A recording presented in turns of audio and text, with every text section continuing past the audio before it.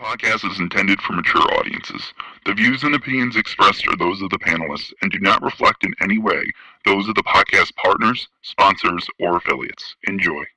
Hi, this is Michael Buffer, and you're listening to the Voice of the People. Let's get ready for Boxing Voice. Every day I'm hustling, hustling, hustling, hustling, hustling, hustling, hustling, hustling, hustling, hustling, hustling. Every day I'm hustling, every day I'm hustling, every day I'm hustling, every day I'm hustling. You're going to see it on MGM Grand. Only one will stand. And Bill Haney, William E. Haney come with that fight plan. They didn't think niggas out of Oakland was going to push up on their ass. You dig? TheBoxingVoice.com. Well, tell the truth and shame the devil that Devin is a bad motherfucker. WBC, the lightweight champion of the world. Come get the real belts, not the same franchise shit. That boy is good. Bill Haney, say his name 3 times, pop up like candy, man. When you talk about that, you talk about one of the best fighters in boxing. SDS Promotions. Because you thought today's crowd was pretty crazy, 80,000 in Australia. But the crowd doesn't win fights, I do. WBC, the lightweight champion of the world. You ever been in Australia? No, I never been, but I look forward to it. Going to go pick up some belts out there. Didn't have to sell a chain to make a fight. All we got to do is make that flight. You're going to hide behind them judges, but Lord Devin Haney going to stand above. I'm serious, George Gamboa. Go! I'd like to wish you all a very warm welcome to Australia, everyone. I want to show all my experience, everything that it took to get to this point. I want to show the world. Who's the best young fighter in the game? Me, by far. For the 54th consecutive round, Devin Haney has outlanded his opponent in total connect. He can get the bag all he wants, but it's different when you're in there with Devin Haney. Most of you in trouble. TheBoxingVoice.com. You said a lot. You did a lot. Tomorrow, you're in trouble. Pussy! I'd fight you in your backyard if I had to, because I know that I'm gonna beat you. And you'll see June 5th. Wow. The universally recognized, undisputed lightweight champion of the world, Devin Haney.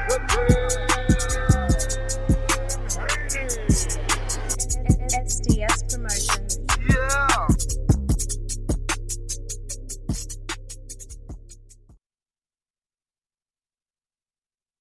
What up, what up, what up? Welcome back, ladies and gentlemen. Welcome back to another edition of the Boxing Voice Radio. I am your host, Nestor Gibbs.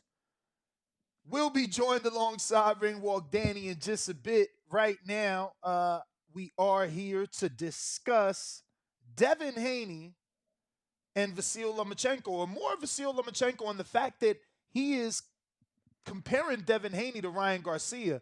And saying just like Ryan only has a hook, maybe Devin only has a jab. Outside of that, we will be discussing the Devin Haney interview with the Pivot Podcast. If you watch that, you want to call in, you want to give your opinion on that, you can do so as well. And we are going to be blessed with an interview this morning with Coach Kenny Ellis. So hopefully we can get him on and, talk some boxing with him and see his opinion on not only of the Vasily Lomachenko fight versus Devin Haney, but, the winner getting his fighter, Tank Davis. Also,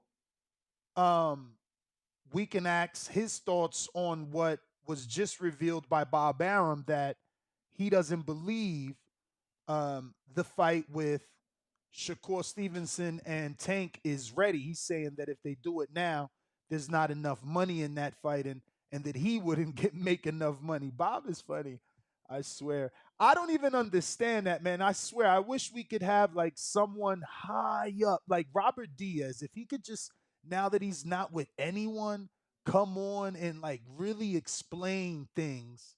Like, why wouldn't the iron be hot, right? Like that phrase existed. The iron is hot. Strike while it's hot, right? Like why if Tank is doing 1.2 isn't the right time for anybody to get in with him? This is when he's at his highest. So So I don't understand how this business works. Sometimes I believe I do, and then I hear things like that from guys like Bob Arum, and you just got to question, what's right and what's wrong. But again, we are also discussing the grand arrivals. If you got to see that and you want to talk about that, if you've seen the interview with Bob Arum, or the media scrum with Bob Arum, where he's stating that the Shakur Tank fight isn't ready.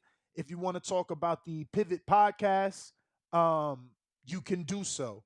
So yes, this is what we're talking about. If you guys want to talk, the number to call in, 1-425-569-5241. Press 1 time to voice your opinion right here on a Voice of the People hotline. Yeah. So let's see here. First things first, I sent the link to Coach.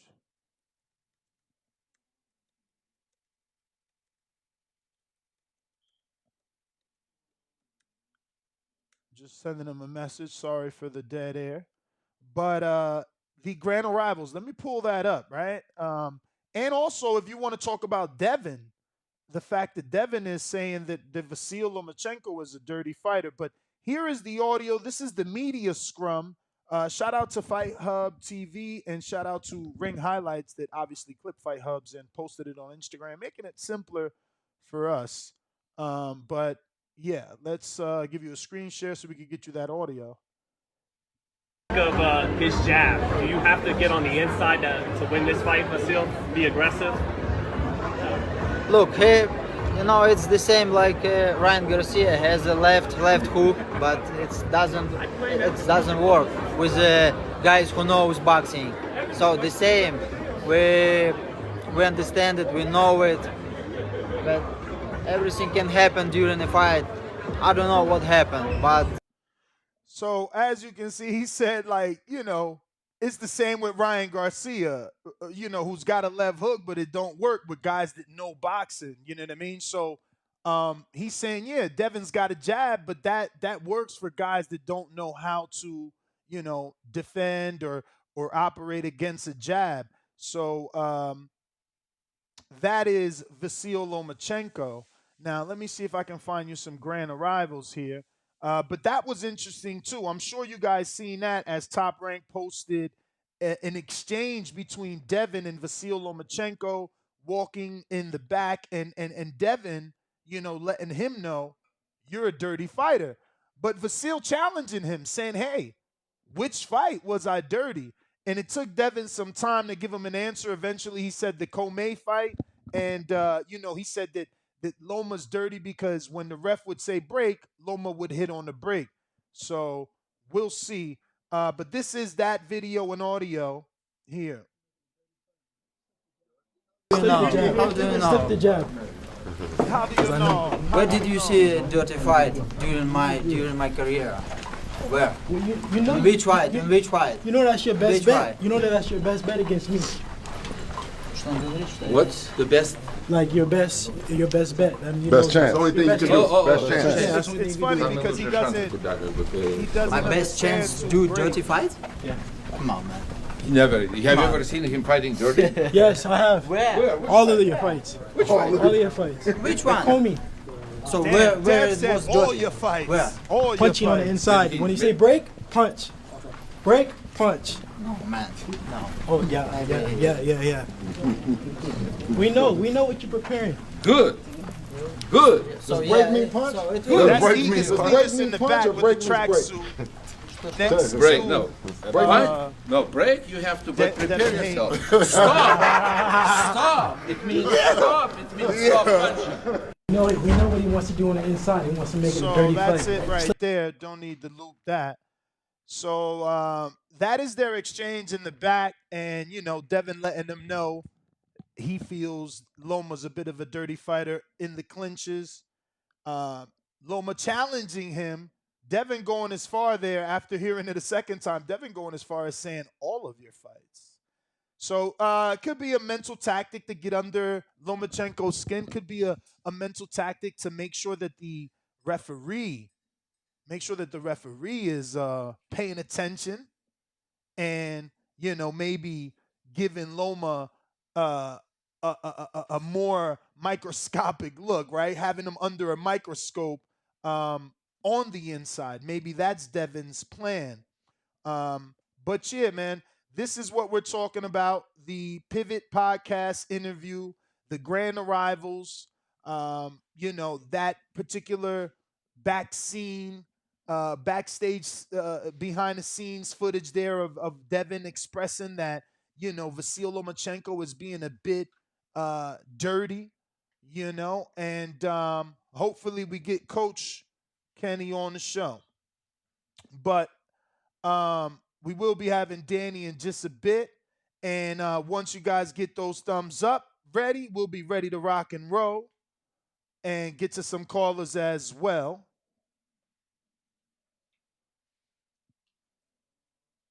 I got hit up too. Looks like Brandon Glayton is in Vegas.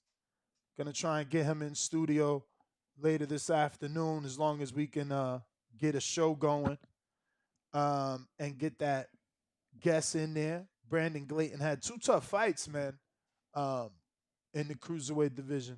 But what's up, Danny? Buenos dias. What up? What up? What up? What up? Late night partying? Late night working, bro. Late night working. Left the house. How were those grand arrivals? I was waiting to talk about that till you got here, because obviously I'm assuming you were there.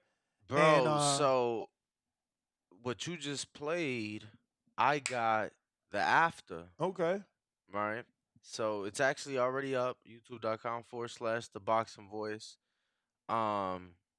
It is part of the grand arrival video.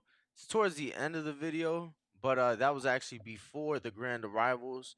They did some shoot, I don't know, ESPN maybe or some shit like that. So what you just played, that was after the fact, after they get done shooting. They come through those doors, right? You see them at the end of that video. They come through those doors. And then that's where my video picks up and shit. But yeah, man, grand arrivals were dope. It seemed like a lot of people. I kind of came in a different way, but it seemed like there was a good amount of people for the grand arrivals. Definitely. Compare it to, obviously, Tank Ryan. Tank Ryan grand arrivals. In terms of the amount of people. Yeah, man, I think it was maybe not as much, but it was definitely up there. It was definitely up there with other grand arrivals. They had a good amount of people come out. You felt the atmosphere in the air. And this is the MGM. MGM Grand Garden Arena. Or MGM Grand, I'm sorry. The fight's at the Grand Garden Arena. Bob's still out here doing his damn thing. Shout out to Bob in the building. So this is Jason, who just won the title versus Astrelabio, right? Correct. He's soaking it in, and obviously his brother fights on the Devin Haney undercard. Yes, Andrew Maloney. He'll be challenging Junto Nakatani, 115-pound world title. That is a WBO world title bout. Part of the card of this Saturday night, top ranked card of this Saturday night. So, you see the cast on him as well as on Jason Maloney, as it was revealed that he broke his hand in the second round of the fight. Wow. And refused to tell anything to his trainer because he felt that his trainer, might stop it or something. So he didn't say anything till after the fight. I knew he was in the hospital with a broken hand after the fight. And yeah, we see the cast on. We see that world title too, right? You got the cast on, but you're holding on to your world title. Bro, it's so crazy. That's what I didn't even notice the cast, bro. I needed you to tell me that. Like, I swear to God, I'm watching that picture and all I seen is the belt. That's how your eyes work. I mean, it's not really a cast. Is his arm broke? That's not a cast. That seems like the thing that after your arm is broke. Let me screen share again. This is like one of the. Isn't this considered? What is it called? Like airsoft cast or something like that? Okay, no, I'm not sure. Look, that's like a brace. It's not a cast. Yeah, I mean, I know the traditional cast is like the white mummy shit. You feel Yeah. me? Oh, they don't use those no more. I don't know. I never broke a bone. Bro, I haven't broke shit since I was a kid. Yeah, me You neither. know, but I don't know, man. Look like a cast to me. Nonetheless, uh, yes, HMG Nick. He says, I hope Nakatani stops Maloney. Junto, my boy.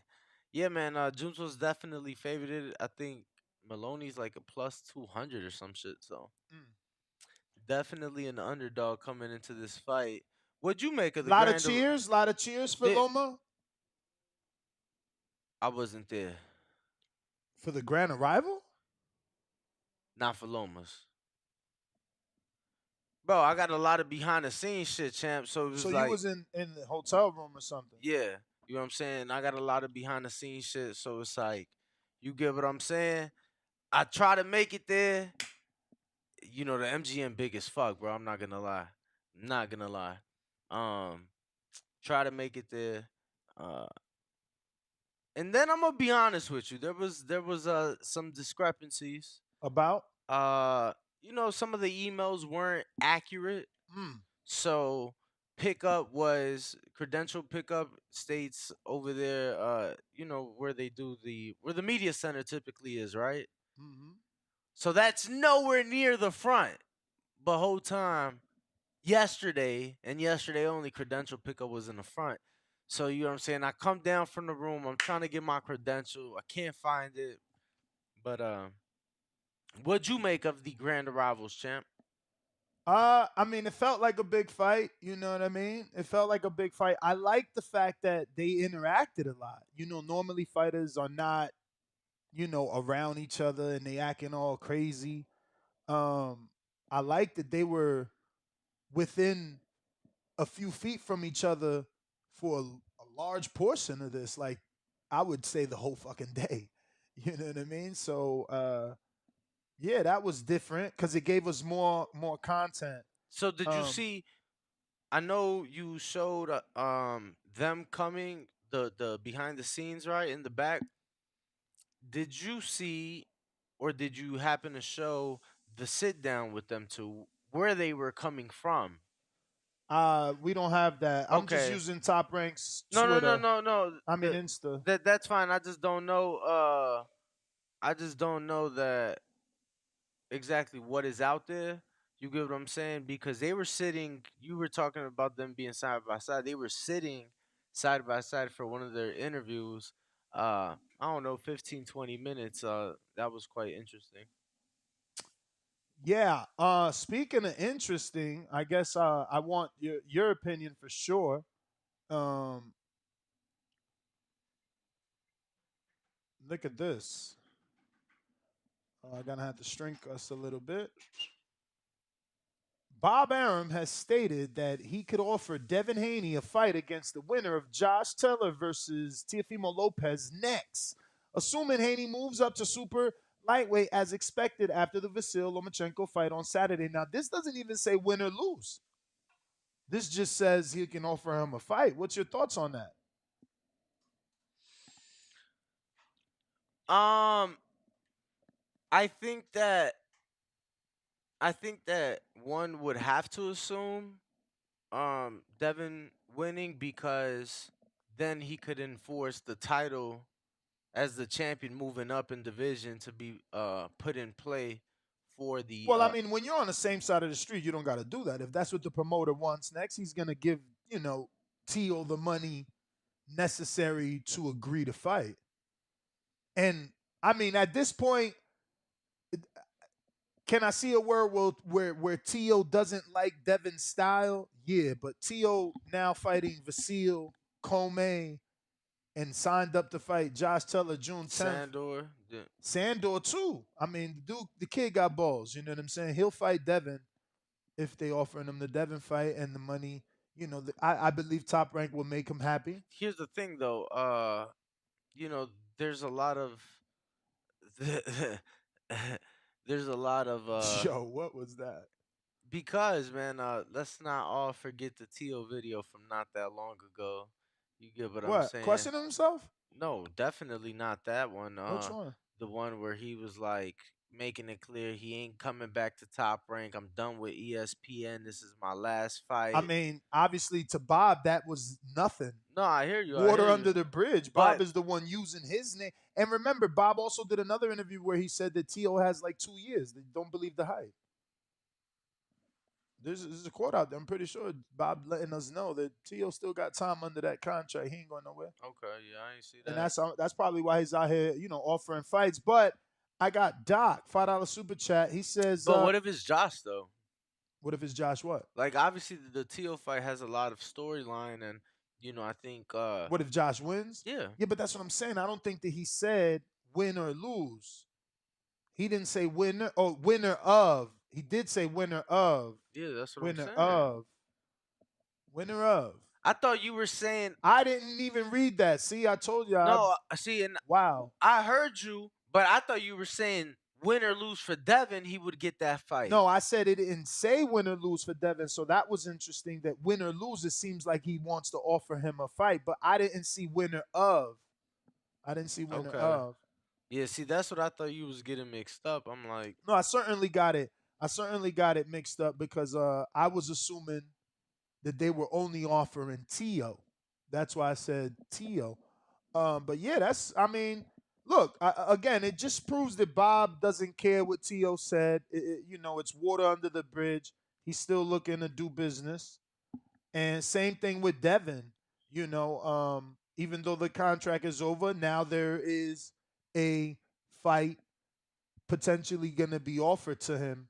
But the number to call in is above our head, 1425-569-5241. Press 1, one time to voice your opinion. Right here, Voice of the People hotline if you want to call in. We also have Twitter Spaces available, and we have Discord available if you want to use that to call in. Yeah, man. So what give us some information, bro. You were on hand. Any celebrities come out? What was it like? Nah, no celebrities. You really don't get to see those really till later on in fight week. I think we typically, depending the promoter, but typically honestly, it's really 50-50. A lot of promoters do their press conferences Wednesday. A lot of them do them Thursday. Yeah, I figured Thursday. Wednesday's usually media workout is how I remember it. Yeah. Yeah, so unless maybe you're right too in Vegas, unless it's a big fight, right? Because then they do they split it where they do undercard media workouts and undercard fucking press conference and main event press conference. Yeah, that's what they're doing today. They're splitting it. Yeah, oh yeah. So so main event, or it might be main card, maybe main card press conference today, and then I believe it's the undercard media workout afterwards, or maybe it's the full card media workout, and then tomorrow it's the undercard press conference, and then Friday the weigh-in. Well, Pivot Podcast, do you have any time to see it? That interview with Devin? I haven't, no. Which I'm assuming means you didn't watch the GQ one. I did see the 10 Essentials. Or not the 10 Essentials, the On the Rocks. Yeah, the On the Rocks. Yeah. Pretty much saw it. So what is that? GQ always does that? I've never seen that before. It's a thing that they do. It's just like content that they film. And I believe that specific thing is called On the Rock. Yeah, On the Rocks. On the Rocks. Which is funny because didn't Earl's Girl come out with something like that? AO On the Rocks. Oh, I'm not sure. I know what you're talking about. I don't know the exact name of hers. But yeah, they've been doing On the Rocks for years. They've had Post Malone, Gucci, Lil Yachty, a lot of rappers, it seems like. So what do you think? Waka. What do you think about the late promotion? Because they've obviously set him up and put him on different stuff. Pivot Podcast So I'm is gonna cross promotion, I'm by the way. Pivot Podcast is Showtime podcast. and it's the publicist is Kelly Swanson, which is Floyd Mayweather's former publicist, and she pushed it. I didn't know about it till I got the email, and I'm like, all right, quick link, clicked on it and watched it. So I'm gonna be honest with you. I know the majority of this shit's been filmed for over a month and a half. What, the Pivot? I can't speak for everything. I just know like the GQ for sure. There was something else I saw that came out either yesterday or Monday that I'm like, oh, okay, they finally dropped it because I knew it was like So from a stuff month was ago. been dropping. Reported. Rather, he did the pre-record early Yeah. to be free for Ken. So I want to say the on the rocks was when the LA press conference happened during that trip. So, definitely with it being fight week makes sense to push it and get it out now. Um, you know, I want to go see. I saw that they did an episode for Loma. I saw that they did an episode for Loma as far as what I don't know, like some all behind the scenes shit, top rank, whatever. So there's been a lot of content dropping, definitely plenty of shit to go check out. I am a fan of the Pivot podcast, so I'm gonna have to go check that out. Want to go check out as well Uninterrupted. They did that with T Grizzly. They had T Grizzly, I want to say, and then a few other guys. So something to go check out. But we should be having Coach Kenny Ellis on the show here in a few moments. All goes well. So we will open up the phone lines as well. Yo, this dude funny as fuck. But man, it was funny seeing, not funny. It was kind of interesting seeing the Maloneys at the arrivals yesterday. Cause as Ness showed the picture, you had the brother with the belt, and then it was like the brother that's fighting this Saturday. I'm like, damn. I feel like it's so much pressure for him because it's like your brother already did it.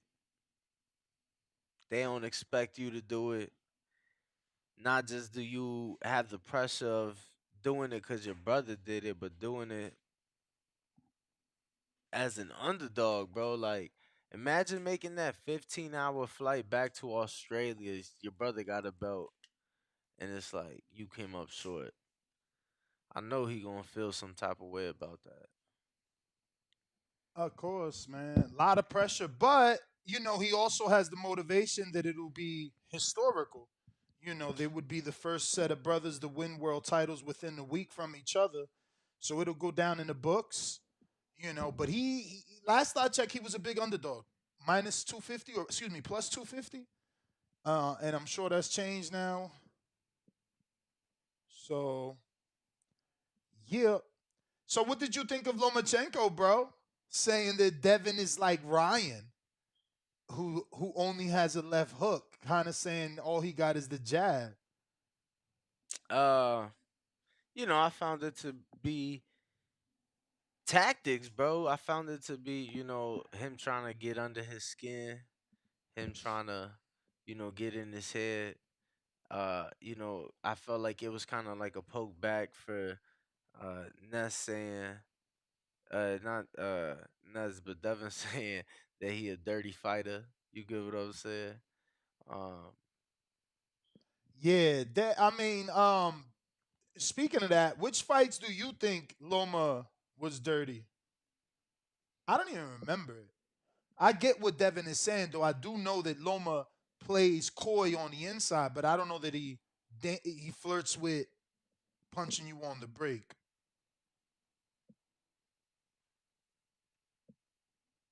Nah, I ain't gonna lie. I seen some shit. I seen a few highlights, but you know what I'm saying? Like at the end of the day, Lomas was getting away with it, so the refs ain't find it dirty. You get what I'm saying? Like you said, I feel like it's really just trying to get under each other's skin, trying to frustrate each other. So I don't know. Me personally, um, I'm excited, bro. I'm excited. You saw the chatter backstage, them going back and forth. I'm excited. Like I said, there's more content to drop, so there's gonna be more back and forths for people to see. Um, but yeah. We got a $2 from Doc that says, "Hey Ness, you started reading my $5 super Danny chat, does that a but lot, stop." bro. He cuts me off during the super chat read, bro. Now it's my fault.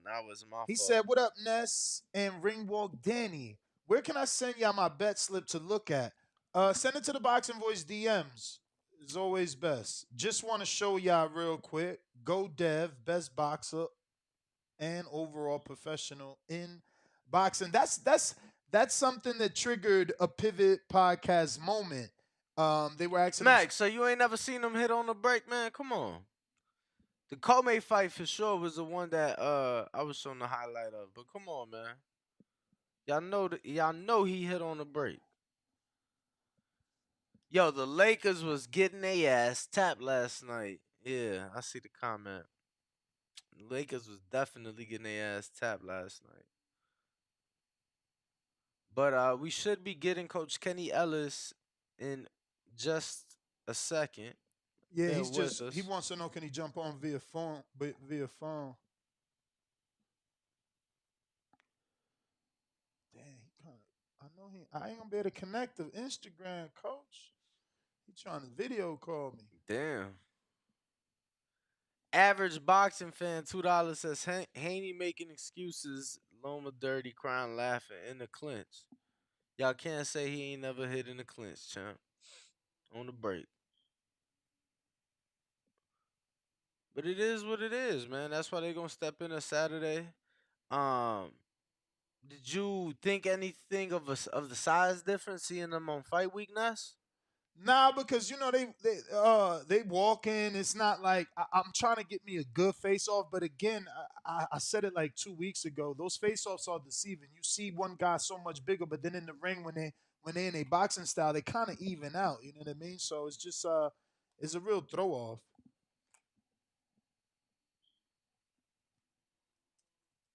Exactly. I ain't say Floyd ain't do it. Yo, Dev in the Pivot podcast said that Floyd obviously put mad light on the game, but he also kind of messed up the game with the undefeated. That was the moment where the hosts all felt like, wow, how old are you? Because of the way that he speaks and just the way, he's not what the hell? He's not immature is what they said. You know what I mean? They asked him about his religion, obviously women and distractions. It was a pretty decent. I don't know none of them dudes. One of them dudes is I guess he's really active.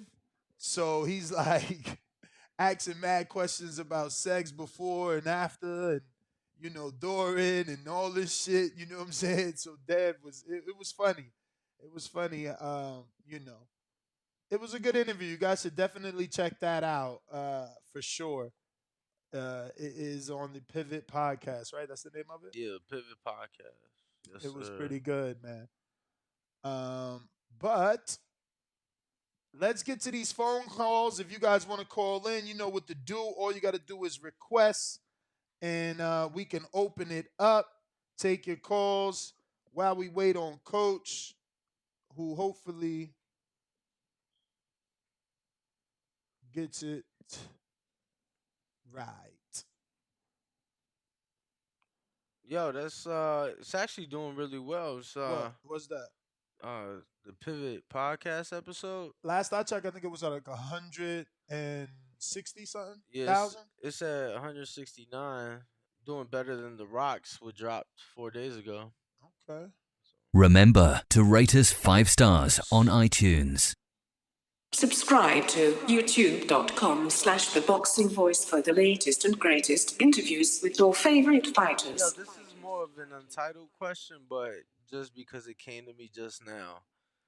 Your YouTube hours, right? You know how you gotta make a certain amount of hours to get monetized? Yeah. Don't you have to maintain those Yeah. hours? You can't. It ain't like, oh, once you hit it, you done. No. You have to maintain them, right? Yeah. Okay, I thought so. Yeah. Or they demonetize. Yeah, I was telling somebody that, and they was like, "I do YouTube," and then somebody told them like, "Yo, he does YouTube for real." Like, I'm like, "Yo, I'm pretty sure." Nah, you definitely have to maintain them. But anybody that's calling into our show number, I need you to press 1. I mean, I see a lot of regulars there, so I'm assuming you know how to get on to the show. But just in case, after you call into the show line, don't forget to hit that 1 button 1 time. That'll bring you on to the show so you can voice your opinion. Yo, he funny. My man said Loma has more views on Top Rank YouTube than Devin videos, Danny. Does it?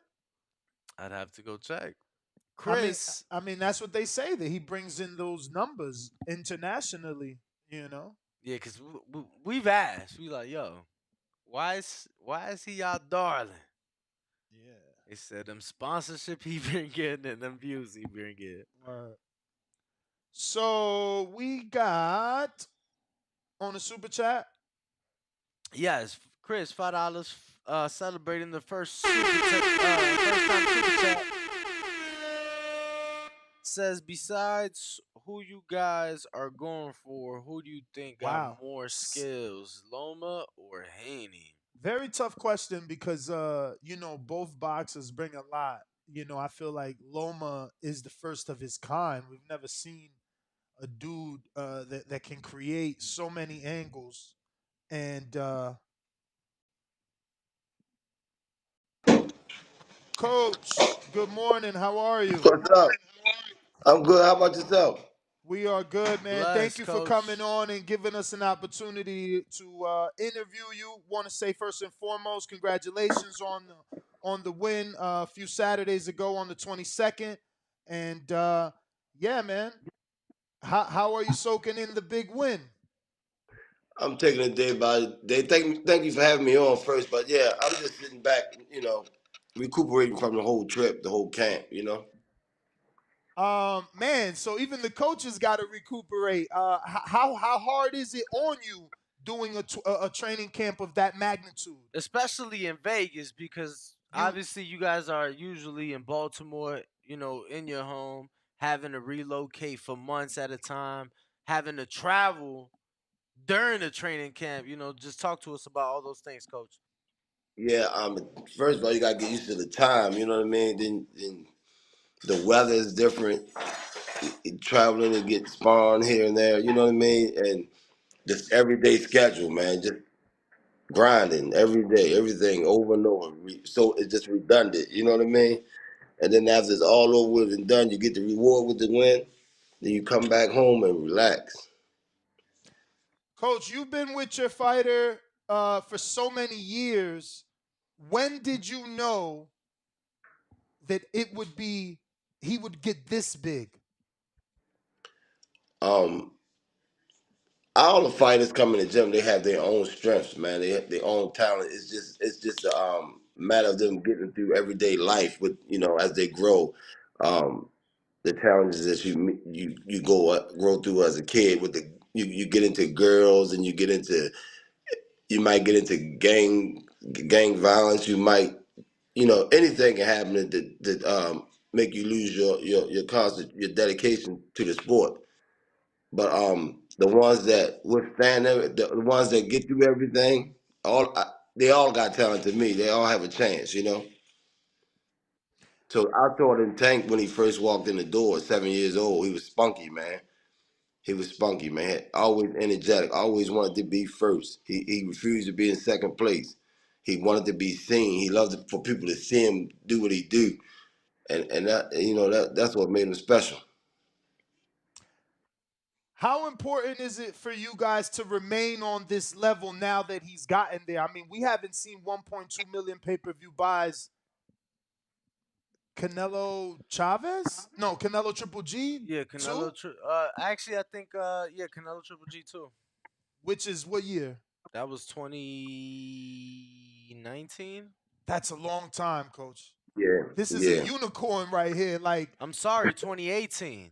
2018, September of 2018. I'm sorry. because even Canelo and Plant themselves only got to 800,000, and Plant smacked Canelo. Wow. It's a blessing, man. You know, it's a blessing to have the face of boxing. You know, to raise the face of boxing from day one. It ain't nothing but God's work, man. You know, and all he got to do now is grip it and hold on to it. You know. Now, Coach, I just gotta ask you because I'm not one of those people that believe this, but Oscar himself has said, and there's a lot of people that say, "Well, look, we've seen Ryan ain't never been on pay-per-view, but we've seen what Tank has done, and then he fights Ryan, and now he does over $1 million. They do 1.2. You know, it seems like a lot of people are giving credit to Ryan for those buys because they're saying that Tank has stayed in the 200,000 to 300,000 range, hasn't surpassed that. Obviously, I'm a believer of who you fighting. You feel me? The combination. The Ryan Garcia fight was a fight that people wanted. Everybody been talking about. I take all those things into consideration. Well, you know, Tank sell out everywhere he go. They have to bring out overflow seats, even though the UK is sold out. But for years, people been saying Tank haven't been fighting anybody. He need to fight somebody. Let him fight Ryan or Shakur or Devin Haney. So, you know, we fought Ryan, and that's what people been wanting to see for years. Not that they wanted to see Ryan more than they see Tank, but they wanted to see Tank fight somebody.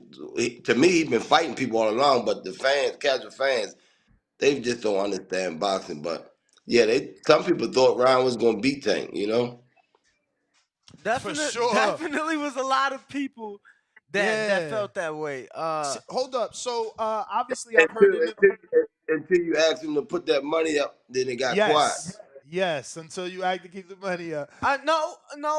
I think it's back to the point that you said. You know, some of the boxing casuals don't know. You get what I'm saying? But they still wouldn't bet.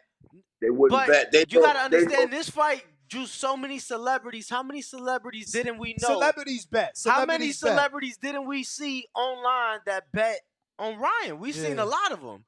You get what I'm saying? But they really don't know. Exactly.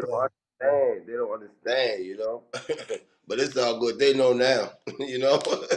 Coach, so I heard Calvin say on many occasions that you're the ones that study tape, so I'm assuming that you're the one that came up with the game plan. So if you could just tell me the science behind putting the right hand there to kind of initiate Ryan's hook. So now Tank knows when to duck, because it's like whenever you feel his hand come off your fist, duck, because he's throwing the hook. When the hand come off the fist, that means it's going to come from somewhere else. You know what I mean? So can you explain coming up with that particular game plan for that, and then can you explain how he should have defended that, what he should have done, like had Ryan, because we did hear Calvin Ford say he's willing to train Ryan. So now had Ryan been with you guys, what would you have told him to defend that particular tactic? Against Tank? Against whoever does it to him, moving forward. I can't go into details because we might have to face that person. You know what I'm saying? Okay. You know, his career not over with yet, but it's gonna be other people out there that's listening that we gotta face in the future. You know, but just understand we're gonna have a game plan for each and everybody that we face. I'm already studying Shakur and Haney.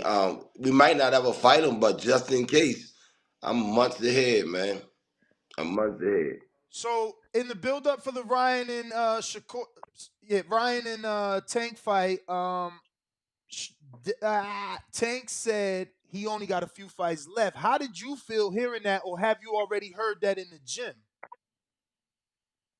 Oh, well, I don't think he meant physically. You know, he had a few fights left in the lightweight division. They clean it out. You know what I mean? Oh, so you don't think he meant retirement? Because he kind of made it sound like he was retiring.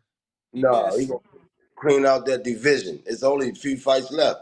You know? Now, Coach, you know when we talk about the big names in the sport, you do see throughout history usually more than one retirement. Um, Yeah, Ray Leonard, you know, Floyd Floyd, Mayweather, quite a few of them retired, then they come back, you know. do you think that that is something that maybe we see with Tank, that he may not be interested in some of the fights out there, and then he step away until something that sparks his interest comes around? Is that No, no, okay? no. As That long as the bread right and they treat him right, he be all right. You know what I'm saying? So, He'll Coach, be, another thing that came out recently after the split from Mayweather was that um, these fights are gonna happen now that he's not with Mayweather. That the promotion was kind of holding them back, so to speak. Do you believe that's true? And if so, who do you believe would be next in your opinion? he's still doing business with Mayweather as far as like, you know, Mayweather's advisory and stuff like that. You know what I mean? But he ain't turning down no smoke from it. Anybody that's willing to step up. Tank is the face of boxing. He don't have to chase anybody. If anybody want, you know, to step up and want to be the face of boxing, they got to go through Tank.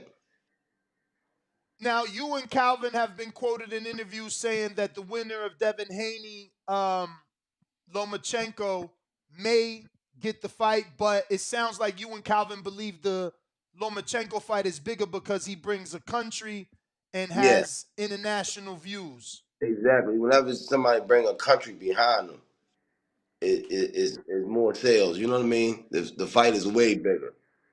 But if Haney should beat him, we'll take that. So Calvin seems to want Pitbull Cruz rematch because he feels like he wants to stop him, because Yeah, Pitbull's made a name for himself by not being stopped by Tank. So it feels like Calvin wants to put an end to that.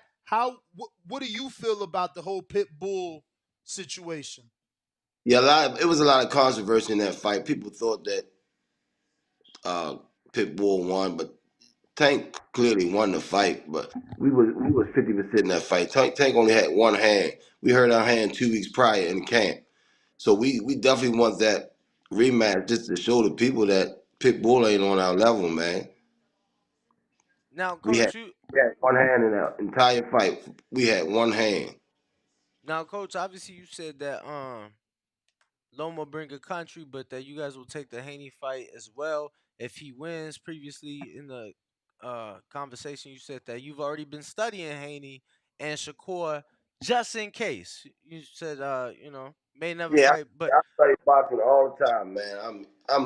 My wife get on me all the time. All you watch is that boxing, but it's the reason why I watch it over and over. I watch it over and over, just like the Garcia fight. I watched it over and over, and we went over in camp. We went over with Tank his mistakes over and over. So when he got in front of Tank, he looked like it was the coach teaching Tank, showing Tank his own mistakes. If you got to understand how I'm thinking now. I'm studying you. I'm studying you over and over again. Now you in front of Tank. You look like me when Tank look at you. Mm. You understand what I'm saying? It slows it down for him. Yeah. He knew what Ryan was gonna do before Ryan even did it. I That's the part you don't I understand. wanted to ask though. I wanted to lead to that though because we've seen in a previous interview where the numbers that Devin brings in might be a factor in whether or not the Tank fight makes sense. I just wanted some clarification on that. Do you believe that that would be a factor in making the fight? How many pay-per-views he's done? Yeah, a lot of these guys they want 50-50, you know, and if the numbers don't add up, why do you think you deserve 50-50? You Tank bringing 18, 20,000 every fight, and you bringing four, tops 5,000. No, you don't get 50-50. Not just Devin Haney, that's it with anybody. So why not just be happy with getting paid more than you ever been paid before? If you only been paid 1.2 million, and you getting paid $2.3 million for this fight, be happy. You don't get 50-50 because your numbers don't bring 50-50. Now, Coach, is there a world where you don't get 50-50 of the gate, but you do get a percentage of the gate because the combination of two fighters, like for instance, when Gennady fought Daniel Jacobs, who had a great story, you know, he was all over buses in New York City. They only did 170,000, but when Gennady Golovkin fought Canelo, they did that million. So we know that the combination of certain fighters obviously makes a bigger event. Like when Tank fought Ryan, those ticket sales were a lot more than when another person fights another person because the combination of those two fighters. But I don't think it adds up to 50-50. No, of course not. No. We ain't saying 50-50. I'm just saying like In some cases, fighter can get a little more. You know, I think we tried to win and take all. That ain't work. But I think if you think you can beat me, and I think I can beat whoever win, get the lump sum of the money, and the loser just take what a little bit more than what he's been getting paid. So what do you think? What do you think will be? If you should have a problem with it, if you believe in yourself, hey, look, I'm a win. That's the way a fighter think. If you have any doubt, he gonna say no. So he's already mentally scared to get in the ring. The prize is the lump sum. You know. So you saying That's the prize. so you're saying that it should be the winner take the lump sum, regardless of his tank or not. The winner take the lump sum. What commission gonna prove that, Coach? Like, nobody's gonna prove it, but that's the way it should be. And stop all the 50-50 talk. I mean, I understand. Would you suggest? I mean, in that case, would you suggest? I don't know if you watch UFC, but like they do win bonuses. Like all the winners get a win bonus. I mean, we tried that in boxing. Have you heard those fight contracts where it's 40-40, 10% goes to the winner? And if you get a knockout, you get a bonus. Knockout bonus. Yeah, De La Hoya used to do knockout bonuses for sure. Oscar did. If your team is truly 100% confident, why wouldn't they do it? I just don't know who would approve it. They're not confident. Right now, we'll take Tank and fight anybody in the division, and the winner take the lump sum because we confident. Only reason why I wouldn't do it because I ain't sure. So what do you mean by the lump sum? Because the lump sum could be 51-49 or it could be 99-1. So what are you suggesting as the lump sum? Because realistically speaking, I don't think any fighter in the sport of boxing right now expects 50-50 fighting Gervonta Davis. Yeah, they would be crazy to expect I don't think Ryan Garcia expected 50-50 fighting Gervonta Davis. You'd be surprised, man. Jokers be wanting 50-50, and they don't deserve 50-50.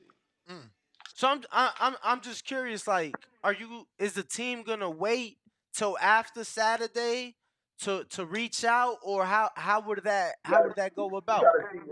We gotta see what happens with who wins, who lose. You know what I mean? Who do you think is gonna win and lose Saturday night? 5 years ago, I would say Lomo, but this Saturday, Haney's gonna get him. I found a quote. I'm sorry. Go ahead. No, go ahead. I found a quote yesterday from Calvin saying that the Loma fight didn't happen because when y'all wanted it, they didn't want to give it to you guys. So now why should y'all give them the fight? Did you guys ever really have real negotiations for a Lomachenko fight? I think that was talking about Haney. That quote. Definitely Loma. I'll try and pull it up just to reread it. I think Haney was asking for that fight, and Lomo turned it down because he said Haney didn't make enough noise in the sport yet. It was something like that. Oh, so you saying that Calvin was saying if he was Haney, he wouldn't have gave him the fight because Loma didn't give it to him? No. I ain't saying Calvin said. I'm thinking the quote that you just said. I think you're talking about you're talking about what Haney team was saying, not us. You know what I mean? Okay, I think he pulling up the. I'm trying because this was yesterday's show, My- so I'll try and find it. Yeah, but just want your thoughts on something, Coach. I know obviously you're only a part of the team. Obviously, there is a team, so there's other individuals involved. But Tank was saying that if Ryan would have took the fight at 35, there would have been no rehydration clause. Um, is it safe to assume that if he fights Devin or Shakur at 135 Or pounds Loma. or Lomachenko, that they won't have rehydration clauses? I would assume so. Okay, here it And goes, Coach. go ahead. So yeah, Calvin Ford on possibly Vasily Lomachenko versus Gervonta Davis matchup. This is from 2021, and he says, "Why should we fight Loma when we wanted to fight him and he didn't want to fight us?" Oh, I see what he's saying. So now that we the face of boxing, why he's saying why should we fight him? But this is an old quote, so I'm just asking, was there ever real negotiations for a Vasily Lomachenko fight? Because this quote is from 2021. June 30th, 2 years ago, 2021. Yeah. Not that I know of. He may have had a conversation with Calvin, but I never heard anything about it, and I'm sure that no paperwork came across the desk, so it's all talk. You know what I mean? Until you see a contract, it's official. Yeah, Other so than that, it's just talk. this was a quote from after the Mario Barrios fight. So, Calvin was asked about the Lomachenko fight after the Barrios fight, and that was what he had to say. It could have been some conversation I didn't hear about. So what does Vasil have to do to get this win? Because a lot of people writing him off. Like betting lines has him an underdog. All the experts are picking Devin. It's not a lot of people picking Vasil Lomachenko. They even going as far as calling him old when Crawford's a year older, and people still dying for the Earl fight. He gotta go. He gotta dig for that last bit of youth, man. Because the last 5 fights, he slowed up, man. He slowed up a lot. He getting touched up, really falling short. You know what I mean? So he gotta dig for that last bit of youth, man, and try to pull it off with Haney. But I don't think he can do it. He just one of them fighters that age, man. Age in the ring. How we sit here and we talk about his amateur background. Like, in your opinion, how much wear and tear do those 3-round fights put on him? Because people are like, yeah, but he got 400 fights, so he got rounds in. He was just a great amateur, man. It didn't do a whole lot of wear and tear. It's just that he turned pro. He jumped in there and the pro game is different, man. When he lost to Salido. Yeah, that was a professional fighter, and he coming with 400 amateur fights. That shit don't mean nothing in the pros, man. And you got them 8-ounce gloves on, and that man crossed the ring looking at you. He come to disrespect everything you did in the amateurs. A grown man don't care fuck about no amateur fights. That shit don't mean nothing. I wanted to ask you. I'm glad you say. I'm glad you say that. Go ahead, Coach. Go ahead. I'm sorry. How many Olympic gold medalists you seen go into the pros and they lost against a guy that didn't even have a strong amateur background? No, I mean we obviously saw with Robesi lost his professional debut. Salido, I'm a He lost in the pros. Sugar lost his first fight to Roberto Duran. We had a heavyweight back in the 70s come out, gold medalist. He got KO'd by shit. I forgot the guy's name, but when you turn pro, that shit mean nothing.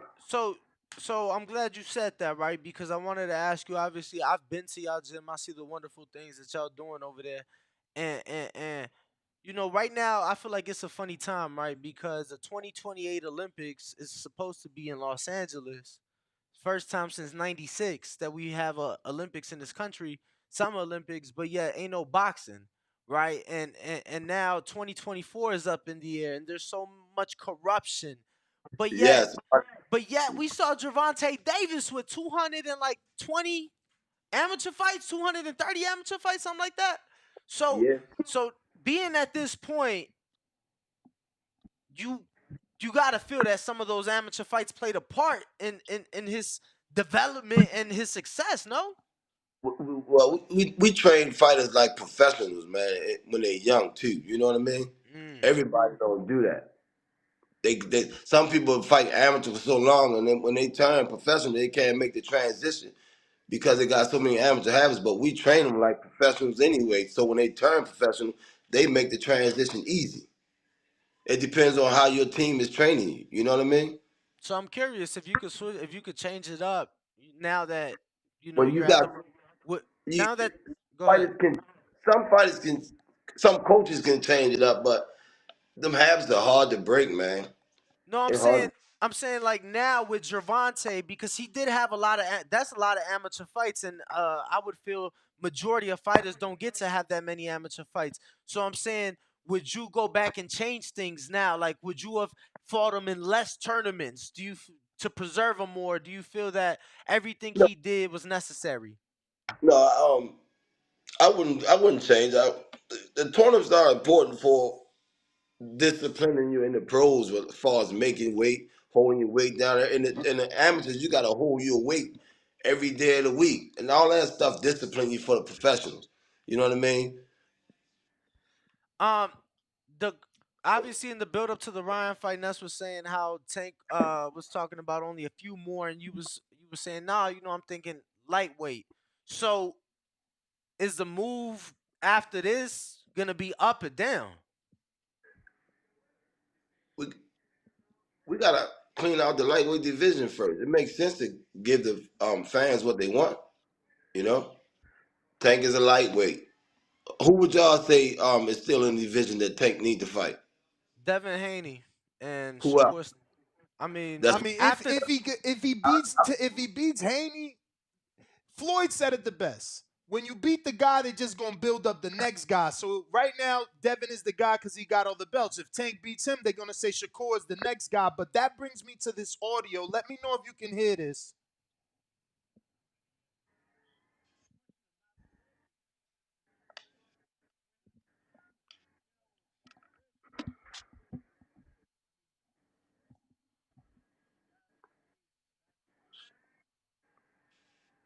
You can't hear it, Coach? no, I don't hear nothing. Oh shit! All right, let me try one more time with the screen share. That's not ready yet to be made. I have a question on not. All right, give me a sec. All right, so I'll verbalize it But pretty as I much- get it to you. So pretty much Bob Arum is saying he's not a gambler. He's not about to gamble a tremendous guarantee for Tank and Shakur. That fight isn't ready, but you already studying it. The public's already asking for Shakur and Haney. How is that fight ready in your opinion, or does it still need to marinate, the Shakur fight? If the fans want to see it, it's ready. All that marinade shit sounds good. They just trying to buy time, man. If Tank and Shakur fought next month, it's gonna be a sold out event. That's what I believe. I believe in striking while the iron is hot. I'm like, yo, Tank hit 1.2. You got to keep capitalizing off that. Everybody's watching now. Why let that die down? But coach, you asked us who we thought was who we thought Tank had a fight to clean out the division. Who you think he got a fight to clean out the division? I'm not directly calling them guys out, but in order to be considered great, 5 years ago, Tank wasn't fighting nobody. Now he's free out the contract. We want all the smoke. If you in a division and you one of the top dogs, you one of them four kings that they were screaming about 4 years ago, Ryan Garcia, we knocked him out the way. And then Tank was one of the four kings. Shakur and Haney, they was the four. That was the four kings. So let's give the fans what they want. We got Ryan out the way. Now it's two more. If Haney win this weekend, he's still considered one of the kings. But if he loses, it's Lomachenko. Whoever. We want all the smoke. Let me ask you, so, because I don't want to be a hypocrite. Like, typically when a dude wins a big fight, I believe they need a hometown fight, a soft touch. Like, I don't believe boxers need to fight. Tank just fought Ryan. He should fight Devin. He should fight Shakur. He should fight Josh Taylor in that order. I think, yeah, he should fight those guys, but You should No, you slide said, in. listen to what you said. The fighter needs a soft touch. Didn't you Not just say that? not soft, but like not you can't go against the fire every single time. Don't that take miles off you? When you're in there with a heavy hitter, I understand what you're saying. But them guys, to our team, that's a None of them soft touch. none of them dudes is heavy hitters to you, is what you're saying. No. And you mean that I'm not being funny, trying to, no, I they're hear not heavy you. hitters. But They're you not mean heavy that hitters. literal because you don't feel they have power. Listen, they don't have no pop. Yeah, If they just can't mentally deal with what Tank brings to the ring, man. Every single fighter that ever got in the boxing ring, they get punched every single round. They gonna get hit. And you hear people say, "Oh, this kid can box. He's stick and move. Oh, he's still gonna get hit somewhere in the fight. Ain't nobody gonna go 1-12 without getting touched each round. That shit is a myth." So, coach, now not getting hit is a myth, but like withstanding someone's power, you get what I'm saying? Some people is able to do that. We saw that with the biggest hitter in boxing, Deontay Wilder. He found somebody who was able to take that power. But his mechanics, Wilder don't have the mechanics that, like Javante, man. This is the question: Where is the fighter that can take Javante's power? Whoever he is, whoever he may be, will the casual fans talk to his ass and tell him get in the ring? Whoever it is. So let me get your opinion of what took place if you feel like it, because obviously Tank sparred both those guys, and Devin and Shakur have different opinions of being in the ring with Tank. The sparring is out there. You can go on YouTube and see all of them guys spar. Why they won't play Tank sparring session? They recorded it. You might see clips here and there. Play the whole goddamn thing. Now, coach, we hear obviously there was 2 with Devin. They came to Baltimore the first time, and then the second. They were supposed to spar 6 rounds, and it wound up not going 6. But we ain't gonna go into details. And the one that was How out. many rounds? How many rounds was Baltimore? 3 or 4. Okay. And the one that the agent Bronin told exactly what happened in his interview. Floyd jumped in and was holding Tank, shoulder so he couldn't hit him again. And they got the thing is they got the spawn session. They won't play that, but you can go on and see Shakur spar, Garcia. You can see all of them guys sparring. Rolling, you can see them guys sparring everybody. But when Tank come in town, don't nobody have the footage. Now I showed up that day. The spawn was finished. But I've lived in Vegas almost 8 years now, coach, and actually, 8 years today. 8 years today. But I've heard from numerous people that there was a pretty large bet and that it was Team Haney that left with the money that day. Because he was saved, man. You heard this. You heard, but the thing is they got the footage, man. Put the footage up.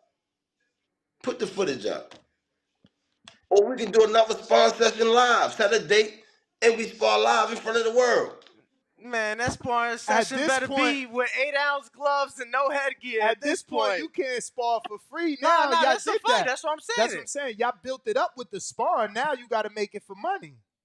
Look, we can spar for free and still fight each other. Why not? Really? Why not?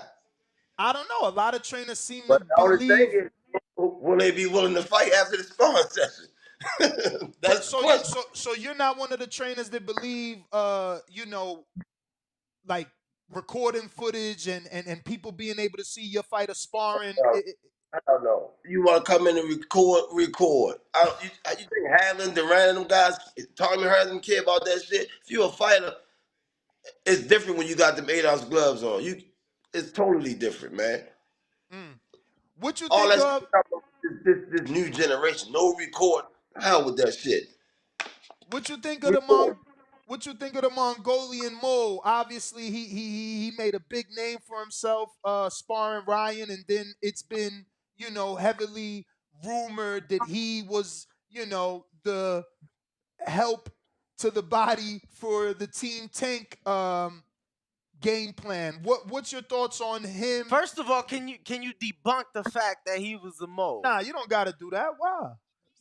I don't know, but I know the first 2 rounds, when everybody thought it was gonna go Ron's way, he didn't have a rib problem. Nobody was talking about when they thought Ron was gonna win. When he was hitting Tank with a few shots in the second round, he didn't have a rib problem then. Tank hit him in the second round to the body. If you watch the tape, he didn't have a problem. You think But dude when was just Tank, trying to get his little 15 seconds? yeah, get his 15 seconds of fame so he can come up and hopefully somebody will put his ass on the next show. You know what I mean?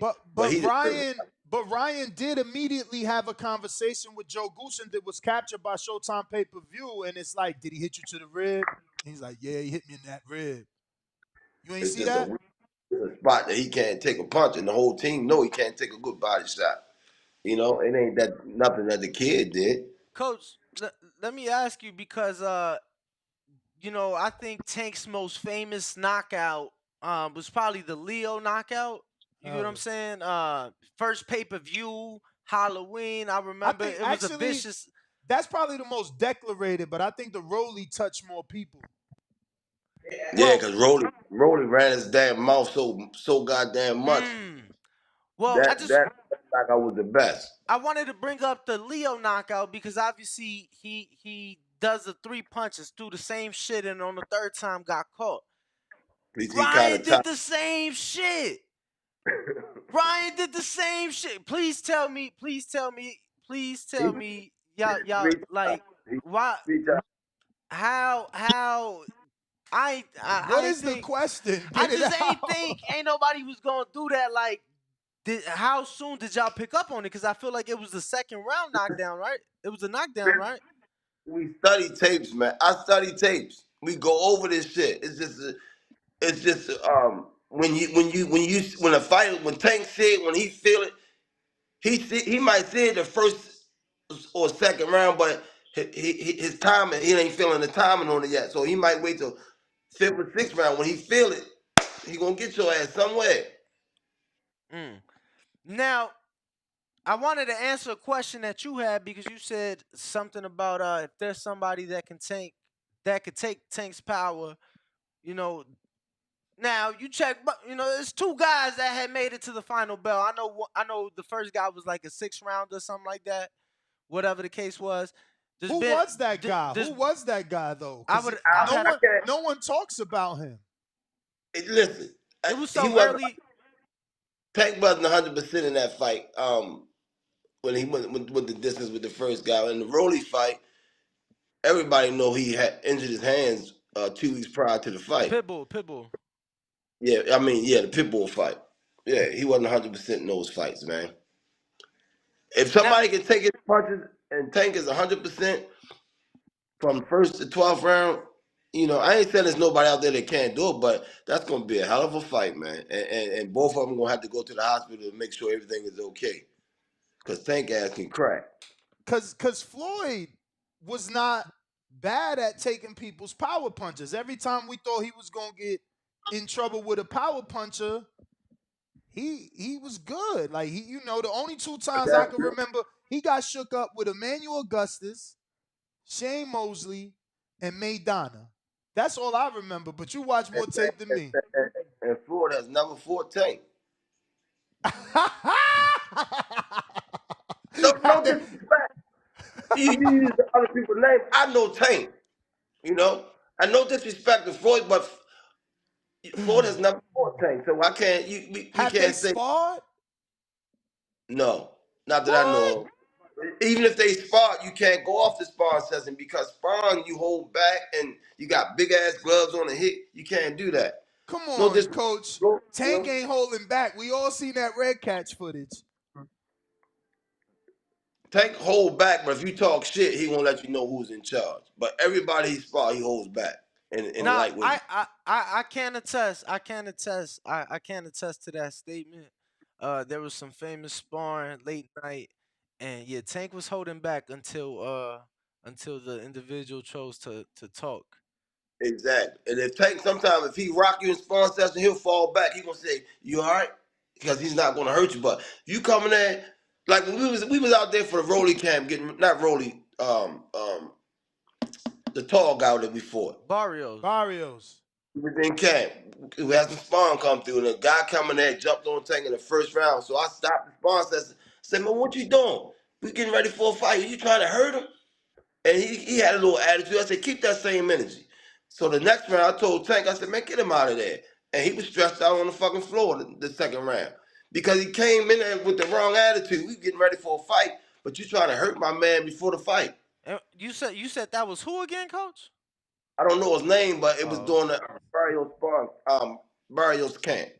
You know. So Coach, how much can we hold you to that statement earlier where you said these top guys in the division are light touches to you and your team? Because again, like when Dev got the belts, I'm like, yeah, he need to go to Oakland. You know, come back home. You know, show his peoples he won them belts. You saying that there's no room for that in this sport? So like, no, listen. I'm saying give the casual fans what they want to see. Tank is good. We just came out of a fight. He wrestled out. So I'm curious. Why take a fight in between them guys? For what? So I'm curious, who do y'all see as the bigger fight, Shakur Stevenson or Devin Haney for Undisputed? I think Shakur. Why? I mean, I'm talking about Shakur and Tank is a bigger fight than Haney and Tank. Why do you think so? Because Shakur sells more in his hometown? Because he's a better boxer, but he has more. My opinion, he got more guts than Haney, and that's what the people want to see. You know. So you think Shakur would try to go for the knockout if it's there, where Devin would play points first? Yeah, I think he would try. He would try harder than Devin. So that sells. The belts really don't matter to y'all then, Coach. No, it's to the point now. Tank, he'll beat Haney and he can keep the belts. And when he fight again, people he's still gonna sell out. That's just the reality of it. People gonna still come see him fight. We know that, right? We know that, but like, so right now, right? You know how everybody comparing Tank to the success Floyd was having as far as stardom, pay-per-view. Yes. You said it earlier, face of boxing. And respectfully, I think that's still Canelo. But that being said, it's like. Give me a break. How is it Canelo? Get him, Coach. He Mexican. Go back. Wait a minute. Go back 10, 15, his last 10 to 15 fights. What weight is Canelo? Right now, 68. He fought, I know with his last 10 to 15 fights, you can pull former welterweight champions out of that he knocked out.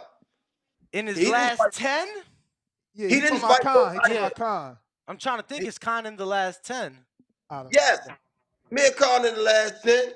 He ain't fight nobody, man. And then he fought the other guy from the UK. What's his name? What's his name? Joe? Billy Joe? No. The one that had the broken eye sockets. Billy Joe. For the WBO title. The first one to beat Sean Porter. He ain't fight Kell Brook. That was Gennady. That was Triple G fought him. The first one beat Sean Porter was Kell Brook. But if you look at, pull him up on BoxRec, it'd be better if you pull Canelo up. I got it. And read some of his opponents off too. I'm gonna start from him. Oh, you got it up? Yeah, I'm gonna start from his most recent. No, go backwards. From Amir Khan is the welterweight you talking about, because that's the only welterweight in the last. Now go down. Who was before him? Miguel Cotto. And after Amir Khan was Liam Smith. Cotto, wait. Miguel Cotto, was he a welterweight? A 140 pounder. He started at 140. So did Canelo though, Coach? Canelo started his career at 140. He did. Come on. I don't know. I don't remember that. He did. He fought Miguel Puppet Vasquez. He did. But He ain't fight nobody, man. He ain't fight nobody, man. Then he fought the guy that Ann Wolf used to train. What's his name? Kirkland. But Coach, that was before. that was 8 years ago, though. You talking about 2015? Coach Kenny, like, but I'm He- saying I was watching y'all 8 years ago. I showed up to Mayweather Berto 9 hours early to see y'all fight that Chinese boy, and Tank got him out of there in like the second round. So it's like, who was he? You bringing up James Kirkland from 8 years ago? Who was it? Let's bring it up. Let's bring it up further. Before Ward retired, he was calling out Canelo. Why that fight didn't happen? I mean, Canelo was wasn't ready to jump up two divisions, Coach. Okay, I give you that. Hold on. That's Boo-boo. like no. Hold on, Coach, because that's like Earl calling out Tank right now. Okay, why he didn't fight Boo Boo now? What's the excuse for that one? Well, his excuse is he a horrible fighter. That's the only excuse. Now why he ain't fight Charlo? Charlo been calling out. What's the excuse for that one? I think he ducked Charlo. He took the franchise belt, but I also give him a pass because he didn't fight Charlo, but you know what he did? He moved up and fought Kovalev for a 175-pound belt. Okay, answer this question. The four kings, Ray Leonard, Hagler, Duran, and Tommy Hearns, right? When they lost each other, they rematched each other, right? Why could Canelo went up and fought Bivol, and the Bivol said, I'll come back and fight you at 168. He don't want that fight. Why he don't want that fight? Because we won't give him credit. We won't. Y'all got an excuse for everything. He's not great. Coach. Come on. Hold on. Because I know some coaches only watch their divisions. Remember when Andre Ward, who you brought up, fought Chad Dawson. Chad had never fought at 68. He brought his ass down. He brought him down. Chad was never the same after that fight. Not only do we say he wasn't the same, the boxing world say he wasn't the same. And they don't really give Ward his credit. But that was Ward's big turning, that's where he started to take off. He needed Chad Dawson's name. So that's why Canelo don't want to fight Bivol at 68. Because hold on. If you don't know, Bivol never, ever fought at 68. Not never. So if Canelo beat you at 68, we all going to sit and say, you only beat him because you drank him. He ain't going to beat him at 68. Bivol willing to come down there. He's not going to beat him. But that's what we saying. If he were, he won't get the credit because it's like, bro, you ain't never even fought here. You drank. You know what I'm saying? No. He just got it. Would you give Canelo the credit if he beat him at 68? He just got his ass whipped by a man that's willing to give him a rematch in his weight class, and he said, no, he ain't great. Hell no. And then this fight he just had a few weeks ago. Mandatory. This motherfucking man was a UPS driver, man.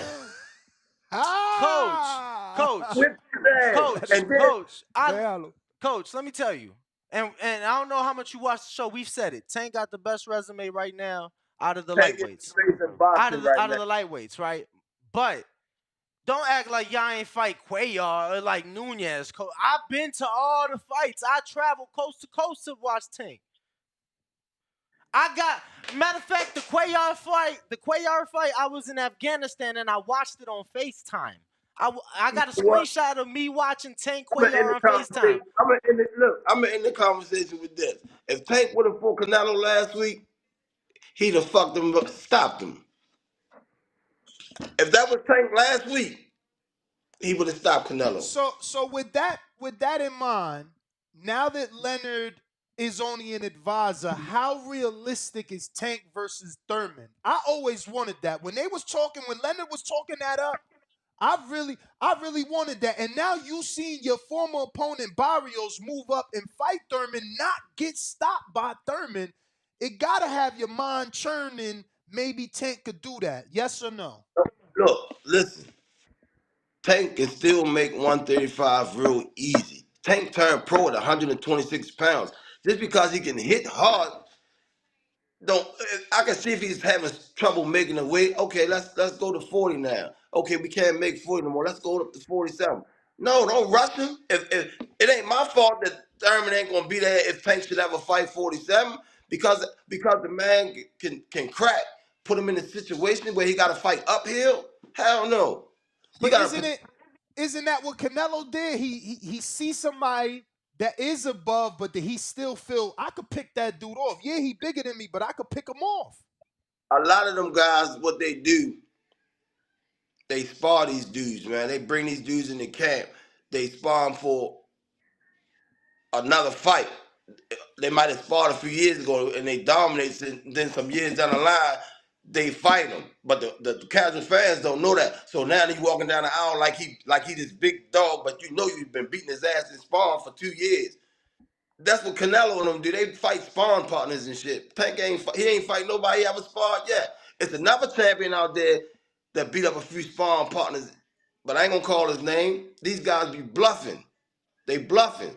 They whipping sparring partners' ass in the gym. Then they get on TV with all these highlights. Oh, you already know you gonna whip his ass. You been whipping his ass for 6 months. You talking about Lomachenko? I ain't calling no names, man. But they know who I they can say it for you. You talking about Lomachenko? We all know he had Jermaine Ortiz in camp. I wasn't. You said it, but I wasn't talking about him at all. His name ain't crossing, but they know who they are, man. They fighting sparring partners. They bluffing. All of them. I seen y'all with that Hardin patch. Yeah. Fight night. You see that's our family. Yeah, they're my people. Yeah. Family right there. Yeah, man. Yo, he had sent me the vest that y'all wore before, and Like, I'm like, couple damn, weeks let me before, post it. yeah. He like, nah, I can't post it yet. I'm like, damn. Yeah, Nah, I like bro. those business him. Yeah. But coach, man, we won't keep you, man. I think that's pretty much it, right? Y'all can hit me up anytime, man. Appreciate you, man. the time. If you want to yeah. give out your social media where anybody can hit you up. Coach. And yeah, I just want to say, and I was a big advocate. I feel like they heard my voice, and that's why the talks. But I was a big advocate for Tank Ryan landing in the Legion Stadium. Me too. Like, can we get a stadium fight? See, hold on. See, Canelo doing stadiums all over. That's all I'm saying, Coach. That is true. Canelo Miami, you know what I'm saying? Dallas, Mexico. You know what I mean? But coach, you gotta feel bad when Tank supporters, his true supporters, can't come to the fight. Like, it's too expensive. Put that boy in a stadium where we can still afford it. Like, they push it. I talk about Tank every day, and then I can't go to the fight. Hey. You might have a better view from home. Coach,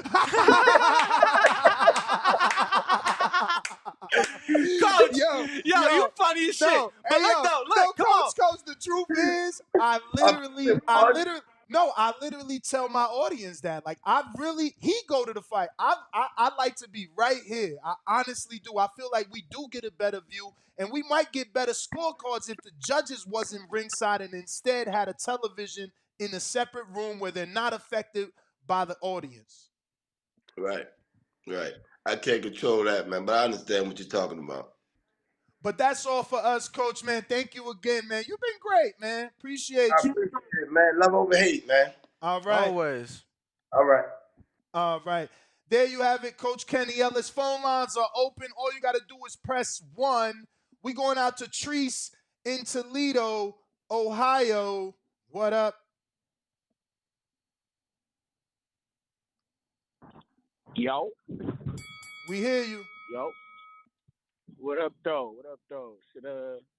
Just chilling, man. Just listening to this. I feel like Haney got to fight, man. I want to see Haney versus Tank.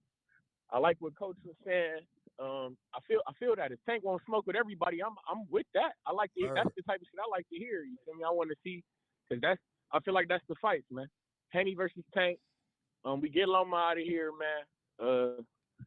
And that's I like how you keep slick throwing that and Loma, and don't forget about Loma.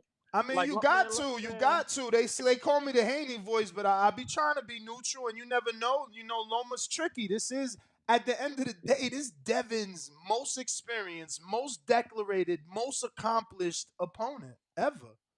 Just the bottom line. It's like decorated. Haney, decorated. What he said. No will. What he said, like, Haney fans can act like, it's going to be a wash, but at the end of the day, this is still the biggest step up for him. This true. I'm with it. It's just I just don't see it. It's like even if a motherfucker like if you just showed them a fight and you look, you say I don't know, man. I don't see it. Motherfuckers talk that dancing shit. It's Pops put him in dancing when he was young. That shit, fuck all that. You about to shut all that Tootsie Roll shit down and knock his ass out for sure. But you know what's going on. July 1st, man. Jared Anderson, man. Toledo, Ohio, Huntington Center, man. You know what the See you fuck there, going my on. guy. Yo. Did you go to the fights this past weekend? No, you said what? Did you go to the fights out there this past weekend? Say it again. Albert's fight. Did you go to? No, I was out of town actually. I didn't get. Oh, okay. All right. All good. I seen Albert Bill won though. Yes. We got the. Yeah. Yes, sir. Somebody. Oh, by the way, speaking of that, who y'all want to see him fight, man? Can we get a? I mean, I seen that. If y'all was on Albert Bill Instagram, you got Bob Arum talking about motherfuckers really just like literally just scared to fucking fight him. Like who wants to fight a 6'1", 130-pound fighter? Yeah, no, and it makes sense. And my man's a slick boxer, but who the fuck? Who y'all want to see him fight? Can we get a fucking fight? I think he 130, right? Yeah. I mean, yeah, 130. I don't know. I gotta check. I gotta check that division. I mean, ideally, the winner of Valdez, Blue Nose, but I know that they're gonna try to do Valdez Navarrete.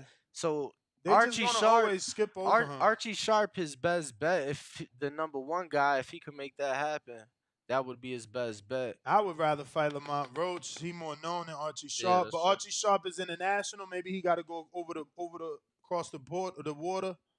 Yes, sir. But I appreciate you.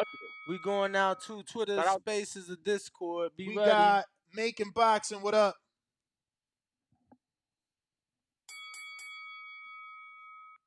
Yo, can you hear me? Yes, sir. Yeah. Well, to help coach Kenny out, be honest with you, Canelo started fighting at 15 years old, so 140 pounds for a 15-year-old. That's not really a career start because in Mexico they could fight at that young. So 15 years old, 140 pounds. If we get the mat, 18 years old, he'll be a bigger pro fighter in the States.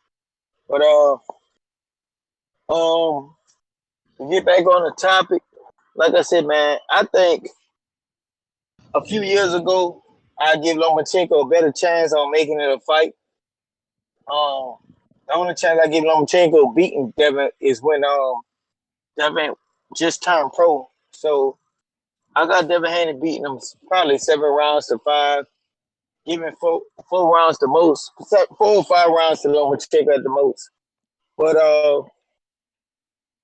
I disagree with him when it comes down to Shakur Stevenson and Tank Davis. I think that's a fight that Shakur is. I'm picking Shakur to beat Tank just based off how the styles, how they match. A lot of single punches not gonna work against Shakur. I give Tank and Devin Haney a 50-50 fight. Chance. I don't know who to pick out those 2 winners. I give Tank more of a chance to get Devin Haney. I got Shakur beating all them guys at 135 based off his boxing ability. But besides all that, that's all I got though on the call. All right, appreciate you calling in. Let me get to these super chats. We got Average Boxing Fan. Haney making excuses. Loma dirty, laughing out loud in the clinch. Cat emoji. Joshua Grisham, $5 super chat. Make sure y'all ask Kenny some hard questions like why they keep talking that duck talk. Well, we definitely asked all that. AZAP Sam, $2 super chat. Hitting in the clinch. Protect yourself at all times. Glove emoji. That must be a response to Devin. LA to God, $2 said, Danny, stop cutting that off down, bruh. Chris, $5 super chat. Besides who you guys are going for, who do you think has more skills, Lomar and Haney? Like I said, that one is a tough one because both do a lot of things, and Loma's the first of his kind. To say he's not skilled when he's the first of his kind in that style, would be insane. And to say Haney's not skilled when his jab is taking him around the world and that counter left hook is always sweet. would be sick. So I just think that they're both skilled. I don't know, who's more skilled? It's gonna show Saturday night. Modern King Boxing $2 says when they gonna stop ducking Devin Haney. Well, they acting. I mean, they sound like it's next. They sound like winner of. You don't think so? I see you rolling eyes and making weird faces. No, I mean because when he didn't say nothing. What he said them gave you the impression that it won't be Devin if he wins. The fact that he said the Shakur fight is bigger and yeah, but he said the Shakur fight is bigger, but the promoter Bob doesn't think so. So it's not like Bob is gonna be willing to do it just because Kenny wants to do it. No, I hear you, but they feel that there's bigger fights out there. I mean, Shakur, and that is a big fight. You know better than me because you've gone to his fights. I feel like in Newark, he's definitely selling 10,000, 8,000. In Atlanta, I remember 5,000. And I don't know anywhere else that he's fought to get any other ticket sales. So Valdez was here. I don't know how he is bigger. I think they're right on par in terms of ticket sales. I think Devin did that at Mandalay Bay with Linares, and then he did it again with JoJo. And then, if we, obviously you got to give Cambosos credit, but, Devin still fought in front of 40-something thousand people. Like, you know what I'm saying? For sure. I got average boxing fan. No, I skipped. Excuse me. I got Lord Chris. We said that. Modern King Boxing. You said that. Yep. Then it's Doc. I did that, Doc. I checked it, and let me go over your bet. We got CJ. Oh my God, this is a bet for Danny to check. Danny, we got CJ. Check the DM. I'll check it. $2 says Kenny is the best trainer. He said Davis ain't no face of boxing. Stop the cap. And then sends another $2 says belts do matter. They matter to Floyd, and that's what I wanted to lead to. He put the shush emoji, right? Or the what is it? Oh no, hand over my face, over my mouth emoji. And then average boxing fan. Why you guys being mean? We can't read these. Lucky he not here. He said Kenny being hard. GFT. $5 says if Tank could have beat Canelo last week, why did Tank say he needed a rehydration clause for Ryan? CYP nut hugging in the chat, crying laughing face. Average boxing fan $2 super chat. He says, "I got dumber." Yo, y'all terrible, man. What's wrong with y'all? He said, "I got dumber." Listening to this interview. Beasley 598 $5 super chat. TBV just gave us great content and an interview. Let's get that 50% likes. We need 300 likes. Smash it now. Let's go. I mean, we had over 1,200 people watching. It's pretty sad we don't have that amount of likes. Going back to the lines, we got Davidian, Buffalo Falls. What it do? In Jesus' name. In Jesus' name. What's good with what's good, Ness? What's good, Danny?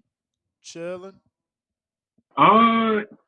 Yeah, great interview, by the way. I mean, for me, it's gonna be the same. I mean, I agree with JT. I feel like if maybe a couple years back, Loma would have had an even better chance of beating Bill. But I feel like he's about to get washed. I just, is it gonna be easy? No. But as good as Devin is, he's gonna make it look easy though. But it's not. So I don't know. I feel like he's gonna all the way around the board, he's the better fighter than Lomachenko. So I got him this Saturday, putting hands on Loma. Loma trying to do his little matrix stuff, but it's not gonna work. So yeah, that's my call. Shout out to all the callers, the back call brothers. God bless. Shout out Davidian, Buffalo Falls, stand up. Lons keeping it moving. Nino the boss. What it do? Yo, Ness, Danny, you can hear me? Yes, sir. Yeah, my bad. I had a call last time, man. I got in here at the end of Coach Kenny interview. know how he be talking, man. Always talking spicy about niggas and shit. But like you said, man, Devin them ain't got no power. If he win that shit, I want to see it next. You know what I'm saying? I got to go back listen to the whole interview, see what he was saying. But that's why another thing too, man. I fuck with both of y'all. You feel me? Y'all don't be sugarcoating shit. I be seeing niggas call y'all the Haney voice and all that shit, but when y'all got these guests on here, y'all ask them tough questions and shit. Y'all ain't just biting y'all tongue, letting them say whatever y'all push back, and that's why I fuck with it. But back to the regular topic, man. Like I've been saying, Devin Haney gonna make this shit look easy. Everybody talking about how it's gonna Devin Haney only got a jab and all that shit. I was like, if you think Devin Haney only got a jab, go look at what the fuck he just did to Cambosis, nigga, in that second fight when he was all bloodied up. He was tearing that boy up, hitting him with the nice 1-2s and the brick hand and shit like that. But I just think the boy is too small, man. Like this ain't even his division for real. You know what I'm saying? You seen what happened with T.O. You see what happened with Ortiz, man. You finna see what's happened with motherfucking Devin. And it ain't nothing wrong with that. Like, he just too small up here with these killers. You know what I'm saying? Like, yeah, he do that shit to Nakatani and, what's his name? Comey and shit. Man, everybody punching on them niggas, man. Be serious. But, like I said, any nigga who want to bet on it, you feel me? I'm on Twitter, DM me and shit. We can lock it in. But I'm going Devin Haney. And that's another thing. Niggas call in here, they'll be like, "Oh, it ain't gonna be an easy fight." But I got Devin Haney winning 8-4. Come on, bro. That shit an easy fight, dog. It's over with for this nigga Loma. And shit, we just trying to hold him up there. Like I said, we know he a legend in the sport, Bro, so shit, we just trying to give him the benefit somebody of the just doubt. DM'd me yesterday and legit used that argument, and they was like, "How the fuck is 8-4 an easy fight?" And they're like four I'm rounds, and I told him, I'm like, bro, you legit would have to double the rounds you won to make it a draw. What the fuck we talking about? Bro, I mean, Thurman Bro, explained it the like I best, said, bro. bro. It's a race to 7. After I get to 7, Yeah, you could bro, do I whatever don't you know what want, it man. is. Yeah, but I ain't gonna take up too much time, man. Y'all hit that like and subscribe button, retweet on Twitter. I'm out of here. All right. Yeah. JT. Yeah. Can y'all hear me? Yes, sir. Yeah. I mean, to reclarify what I said, I give, like I said, Lomo, the base, if you break down the skills, if you break down the skill point of view, they both have good skills. But the thing about Devin Haney got good feet. He has a good boxing ability. And I don't think Lomachenko angles are going to catch up to Devin. Maybe in the later rounds when Devin tire out a little bit, if Loma putting decent pressure on him. But them traps Loma going to be setting up, that's not going to work against Devin. Devin going to keep a this up. He going to touch him. I see Devin winning them maybe the first round. You breaking up? Yo, you You sound breaking up? terrible. You sound No, terrible. because I know Devin going to keep him up. You was Can breaking y'all up. hear me? Yeah, now we can. You was breaking up just a bit. What all you heard? Because all I was saying is about giving Lomachenko You broke up again, champ. Yeah, we gonna get back to you. the Maybe hang up and call back in. You breaking up. Something lovely. But just was notified we are going to be having Adam Kownacki on the show. Babyface on the show. So if you are a YouTube member, I believe we put out a post about a week ago now. And you can obviously still go and drop him a question. And same thing goes for Patreon. There is a post for him there if you want to ask him a question. He should be jumping on here in just a bit. Obviously, he's on that Edgar Berlanga card in the Garden, Madison Square Garden, Yes, June 24th. 24th. He's going to be taking on Joe Joe Cusimano, Cusimano. who used to be a sparring partner for Deontay Wilder. Big fight. I guess you could say he lost to Daniel Dubois. That was on a Jake Paul undercard. Who, Cusimano? Yes. Oh, wow. I didn't even know he fought him. And obviously, we haven't seen Kownacki since his loss to Robert Helenius, who then lost to Deontay Wilder. Actually, wow. He lost to Ali Earn Dezerns or whatever, Demizern. in his That's last that fight. Olympian, right? Yeah, it was a decision loss. He's coming That off 3 beat. straight Didn't losses. he beat that Olympian? Okay, he lost to Hefe. Yep, from Turkey. So yeah, man, Adam, looking to rebuild. 3 straight losses, still doing it, man. Got to give him credit for jumping back on the saddle. Obviously, this will be the first fight of the year for him. Let me get to Ruin the 504 till Adam jumps on. What's going on? Gentlemen, what's happening? Good What's morning. up? What up? So still enjoying the Shit, build up Rue. to the fight. That's Adam, I Rue. love. All right, that's cool. All right. Adam, how are you, brother? Thank you for coming on the show, man. How you feeling, champ? Champ. Uh-oh. I'm good. Finally got to meet up together, man. It's been a while trying to organize this. Oh yeah, man. It's been a minute since we talked. Glad to see you getting back on the saddle and giving it another try. Take me to that moment. What made you realize, look, this is what I want to continue to do? Yes, I finally sat down here in Miami and started training here. And shit, let's go.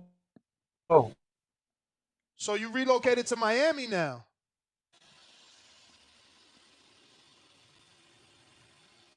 Damn. Adam, you got a little bit of a bad connection. If maybe Do you have Wi-Fi perhaps?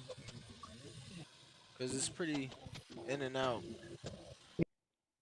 yeah, he dropped off right in. All right, well, we'll try that again. In the meantime, let's see what we can do with Jay Will in Ohio.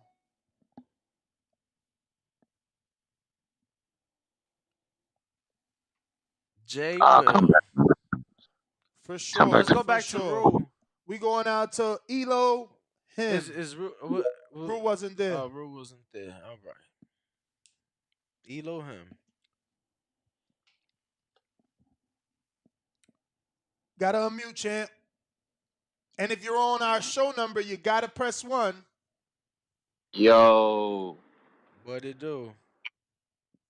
yo, all praises to the Most High, man. Shout out to the boxing boys. Man, yeah, bro. Sound like Coach Ellis ducking that taco. I ain't gonna lie, bro. They saying everything, but we can make the fight next, bro. That shit's so annoying, bro. Like, come on, champ. All that. They got too many excuses. Now you trying to talk about Shakur, bigger fight. Like, bro, just stop the cap, bro. Like, how is Shakur a bigger fight than a person that can fought on every boxing platform and he got all the belts? Devin then fought on Showtime, The Zone, ESPN. He got more followers than Shakur do on Instagram. Like, that was the big thing for Ryan. He got a big social media following. Like, Devin got over 1 million followers on Instagram. I think Shakur only got like 800K, something like that. Champ, give me one moment. Looks like we got our guest back. Adam, are you there? yes. Okay, yeah, Is it we better? hear you. Way better. Way better. Thank you. So how I'm are you, sorry man? about that. No, all good, all good. How are you? I'm good. Enjoying the Miami weather. So you, Enjoying boxing, and I can't wait to be back in there. yeah, So you relocated to Miami. Yeah, since February last year. So yeah. Okay. How's that been for you? Amazing. The weather is beautiful. There's actually a bit by Andrew Schultz the other day. He's like, yeah, he had to go back to New York because Miami was so wonderful. So he couldn't make jokes. So I love it here. I mean, the weather is amazing. Definitely feels good to be here. Is there a big Polish community down there? It's sprinkled all over the place. You know, it's not like Greenpoint was, where it was like all in one place. Everyone here is more spread out, so everybody has like own little corner. So what gym are you training out of out there in Miami? Delray Boxing Club. Oh, Okay. okay, you're at Del Rey. Yeah. Isn't Isn't that where Kevin yeah. Cunningham used to be? He used to be, right now I'm there with Sugar Hill. Oh, nice. So you've been training with Sugar Hill. How long has that been going on? 3-4 months. Nice. Okay. Damn, you've been in camp that long, champ? Yeah, I mean, that's been, yeah. Nice, I mean, that's why I look so good. That's good. That's good. So what was it about Sugar Hill that made you decide to go with him, or was it just the convenience that he's down in Miami from time to time? Combination of both things, you know. I remember meeting Emmanuel Stewart back in Klitschko camp when I first went there, and I like the Kronk style. Like I like the way they thought, you know. So I was here. I always wanted to learn like how they teach over there and their style of boxing. And a friend of mine, Melissa Hernandez, trained here in Miami in the boxer gym. She was like, "Yeah, I'm working with Sugar Hill." And she was like, "Do you have a training here?" I'm like, "Nah, I'm working like just hitting the back here by myself." And she was like, "Let me ask if he wouldn't mind training you." So she asked. He said, "Yeah, time to come by." I came by, had a session or two. It clicked, and I've been going there since, man. It's been really fun. So does that mean that you got some work with Lawrence Okoli? Because I feel like Lawrence Okoli was down there working with Sugar Hill. Yeah, for sure. He's been here for two camps. So we've been here together for two camps. We started working together actually like around the same time with Sugar. How's that been for you? Because he's a long, lanky boxer, man. Yeah, it's been good, man. Definitely, I have trouble with like taller guys. So he's been good. He's been fast. He's working. He's improved his game too a lot. So it's been cool. I mean, the gym is like full of great athletes, great boxers. So everybody's pushing each other, you know. So, champ, you never really gave me your reasons for continuing. Like, what is it about the sport, or what is it in you that you feel you need to accomplish? What's driving you to continue? Uh, I think I got a little bit too comfortable, you know. There are a lot change in my life. I mean, the move to Miami, two kids. It was just a lot, and I guess my like even though you say you're focused on boxing 100%, you're really not, you know. And I guess it took me 2-3 years to really figure that out. Like, yo, everything else like around my life, my personal life settled down, and I love boxing. I mean, training with Sugar Hill for like first couple 2-3 weeks, I was like, yo, I really love this stuff. Like, I really love learning new stuff, boxing, and then just like the love just kept growing. And I spoke with Keith. I was like, yo, let's give it one more go. He's like, you, and then he found me a fight, and ready to rock and roll. And when you say Keith, you mean Keith Conley, not Keith Trimble, right? Yeah, Keith Conley. I mean, me and Keith Triple still in touch. We're great friends. Hopefully, he'll be able to help me out, like the fight week and stuff. But yeah, I'm in Miami now, so it's hard to make the connection. But sure. yeah, but Keith Conley's my manager. And are you yeah, still so with that's what I Al? spoke with. Yeah, I mean PBC. Al's been always with us. He's a great advisor. So yeah, I mean Al's always on the team. How exciting is it for Let you? me just follow up, because I believe the only reason I'm asking is because isn't this fight, excuse me, on the zone? Yeah. Yeah, it's on the zone. Eddie Hearn's matchroom. Berlanga's Berlanga on the card. card. Yes, sir. And that's what I wanted to ask you. Obviously, being an Al Heyman fighter, how exciting is it for you to be able to? I feel like you'll get more of a global reach. You know, I know the zone is present in Poland and obviously globally. So just how does it feel to be able to continue to grow that Adam Kownacki name? Oh, it's great. Yeah, I'm trying to get back on there. Right now I'm just focused on June 24th, making sure I get that win, and then we'll see what the future holds. Hopefully maybe even do a quick turnaround back in the Barclays Center in the midsummer. On the Danny Garcia undercard. Oh, that's in August, right? Yeah, August 5th. Yeah. So if we get a quick win, Why not, right? What's Keith said about that? Because I'm sure you've mentioned it. I guess Actually, it he brought sounds it like up. He's that's the like, plan. Oh, he brought it up. Great, yeah, great. he's like, yeah. So hopefully we'll see what happens. I But gotta right now I'm ask just this. focused on June 24th. I gotta ask this, and obviously it just comes from a point of a place of curiosity, not to make you feel bad or make you think of a bad time. But I listen to Jay-Z. You being in that New York City area, hopefully you have too. And he got a song called Regrets, I think, where the hook is something like, gotta learn to live with regrets. I say that to say we had a conversation once in, I forget what arena, and you were giving me your reasons why you didn't take the AJ fight. Watching AJ's career now, watching him lose a few times, do you regret not taking that fight? Like JC said, yeah, you gotta live with your regrets. You know, I mean, it is what it is. I mean, that's a choice I made, and I gotta live with it. You know, also my last three fights. I mean, they didn't go on my way. I have some regrets towards myself, the way I train and stuff. But you can't. I mean, you gotta look forward. You gotta look towards tomorrow, to the present, and that's what I'm focused on right now. Adam, what would you say is the biggest takeaway? In the last 3 years, having took 3 losses in a row, what would you say is the biggest takeaway? Shit, man, this shit's not a game. You know, you gotta stay focused. And don't get comfortable. You know, that's the worst thing you get is get comfortable. You know, everybody's trying to get your spot, trying to take you out, and once you get comfortable, that's when shit gets bad. You know, you gotta be always on your A game.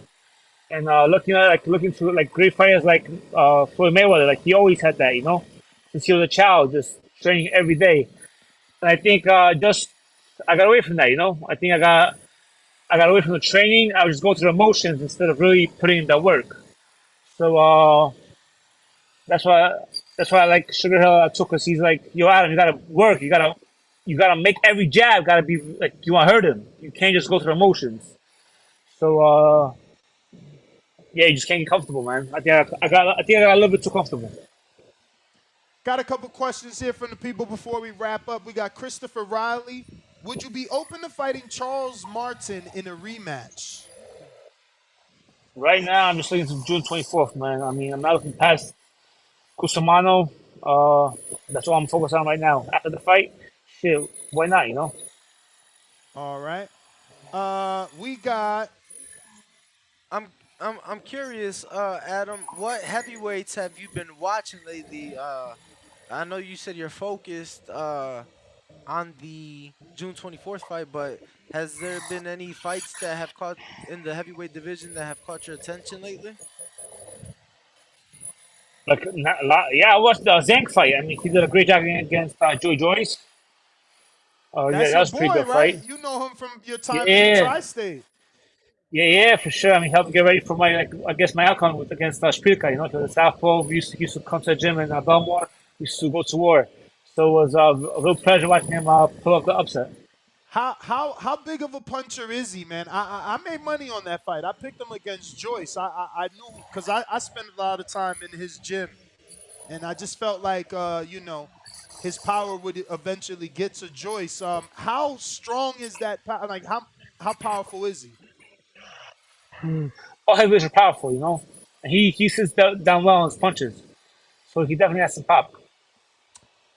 James Valdez, San Antonio, Texas. How difficult is it to continue fighting after your losses? I've noticed that it changes some fighters drastically. Yeah, I think it changed for the better. You know, I'm not hungry.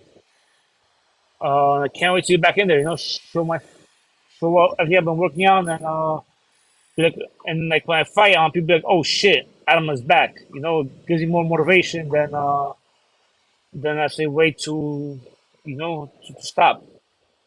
I got Mr. Adore, I believe is in New Jersey, said, what was the most important adjustment you made this camp to get you back in the win column? Footwork, jumping in and out. You know, just foot. I mean, we've been just actually sparring, just using foot drills. You know, sparring lighter guys, Vlad, Ben Witter, right?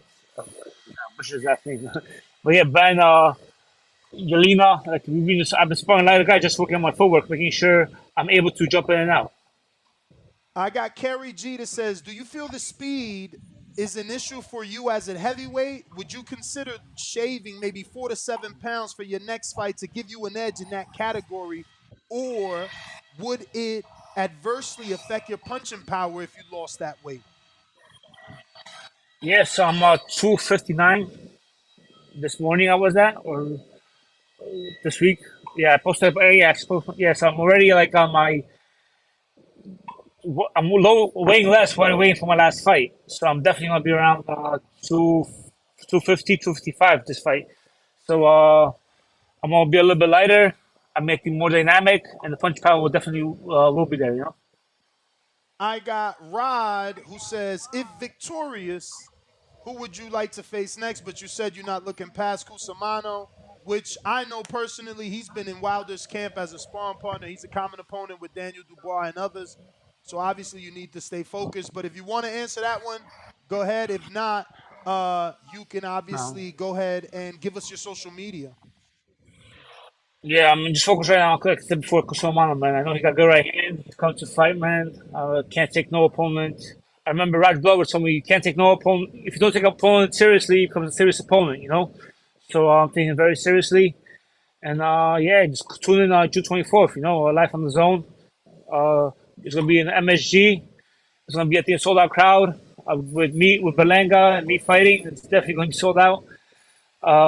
And catch me on, on my Instagram handle, AK Babyface, Twitter, and I'll see you guys June 24th. First time in MSG, right? Nah, so that's where it started for me. So I did the New York Golden Gloves. That was my first time there as a 17-year-old. Nice. You know, So it was truly amazing. You nostalgic, know, man. 5,000. Memorable and Yeah, nostalgic to go back there. yeah, 5,000 people. You know, you're a 17-year-old winning that. You know, you become the king of your high school when you won your first Golden Gloves. So it was really cool. Then I made the finals every year for the next 4 years or 3 years, so 4 years altogether. And then I fought as a pro. My first fight back after I broke my hand was in Tyson Fury on the card when he fought Steve Cunningham. So Wow, I yeah, and you remember actually that remember fight. that thing. It was crazy. Yeah, I yeah. remember I mean, that so it was fight, man. I remember that fight. That got like 4 million views on NBC. yeah, that fight was Steve Cunningham. Yeah, that was. Yeah. Yeah, that I was was, I mean, I was on 2013. the card. 10 years it's been Yeah, since so you fought at the Garden. Wow, 10 years. That's crazy. Well, yeah. champ, man, we look forward. We got the zone. We'll be tuned in. June 24th, Adam. Thank you for the time, brother. Yes, sir. Appreciate you giving us the time, man. Thank you. Good luck. Thank you. Take care. All right. That is Adam Babyface Kownacki. He will be taking on Joe Cusimano. And we going straight June to phone 24th. lines. We got Jay Will in Ohio. What it do? Hello. Yes, sir. Yeah. What's up, man? Going Yeah, man, that was a good interview. Give you one more second. I'm trying to make sure I get to a spot where you can hear me. Um, excuse me. Yeah, it was a good interview, man. I just got 2 points of interest I'm gonna talk on. First one is gonna be the Haney, whatchamacallit fight, the Haney Loma fight. I think if Devin's gonna win, he's gonna have to pitch a perfect fight. Because if he don't, I just think Top Rank got the fix in. I just think they're not gonna let him leave with the belts unless he really beats Loma down or stops him. And I just don't see him pitching a perfect fight like he did with Cambosis, where he just pretty much 11-1 or 12-0. And since I don't think he can do that, I think it's gonna be pretty similar to Triple G Canelo won, to whereas like most everybody thought Triple G won, but it was a draw. I think everybody gonna think Devin won. The average friend's gonna think Devin won, but I just think he gonna get gypped on the cards, and I think Loma's gonna go home with the belts. Oh yeah, my second point. I'm gonna touch on something that Coach Kenny was talking on, and it was him talking about the Canelo's career and shit. I like the way Ness, you was keeping it a buck.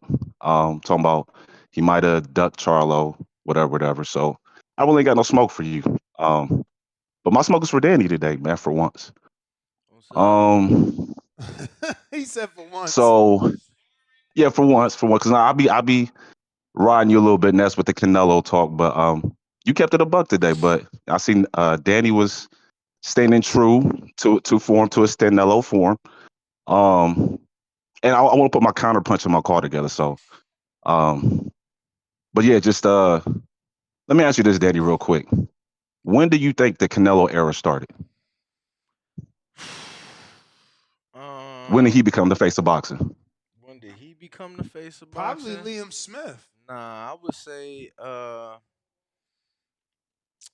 think Liam, because Liam was already after Canelo and after Cotto and Floyd. I think Liam put him there, and then if you not put him there, don't because they gonna misinterpret that. Liam was the first stadium fight. Exactly. At that point, Mayweather had walked away. This was 2 weeks after the or maybe a week after the Berto fight. And he had just did $1 million with Cotto. He did over $1 million with All Cotto. right. But so just to, if not, then I would definitely say if not, I would definitely say at least Danny Jacobs for sure.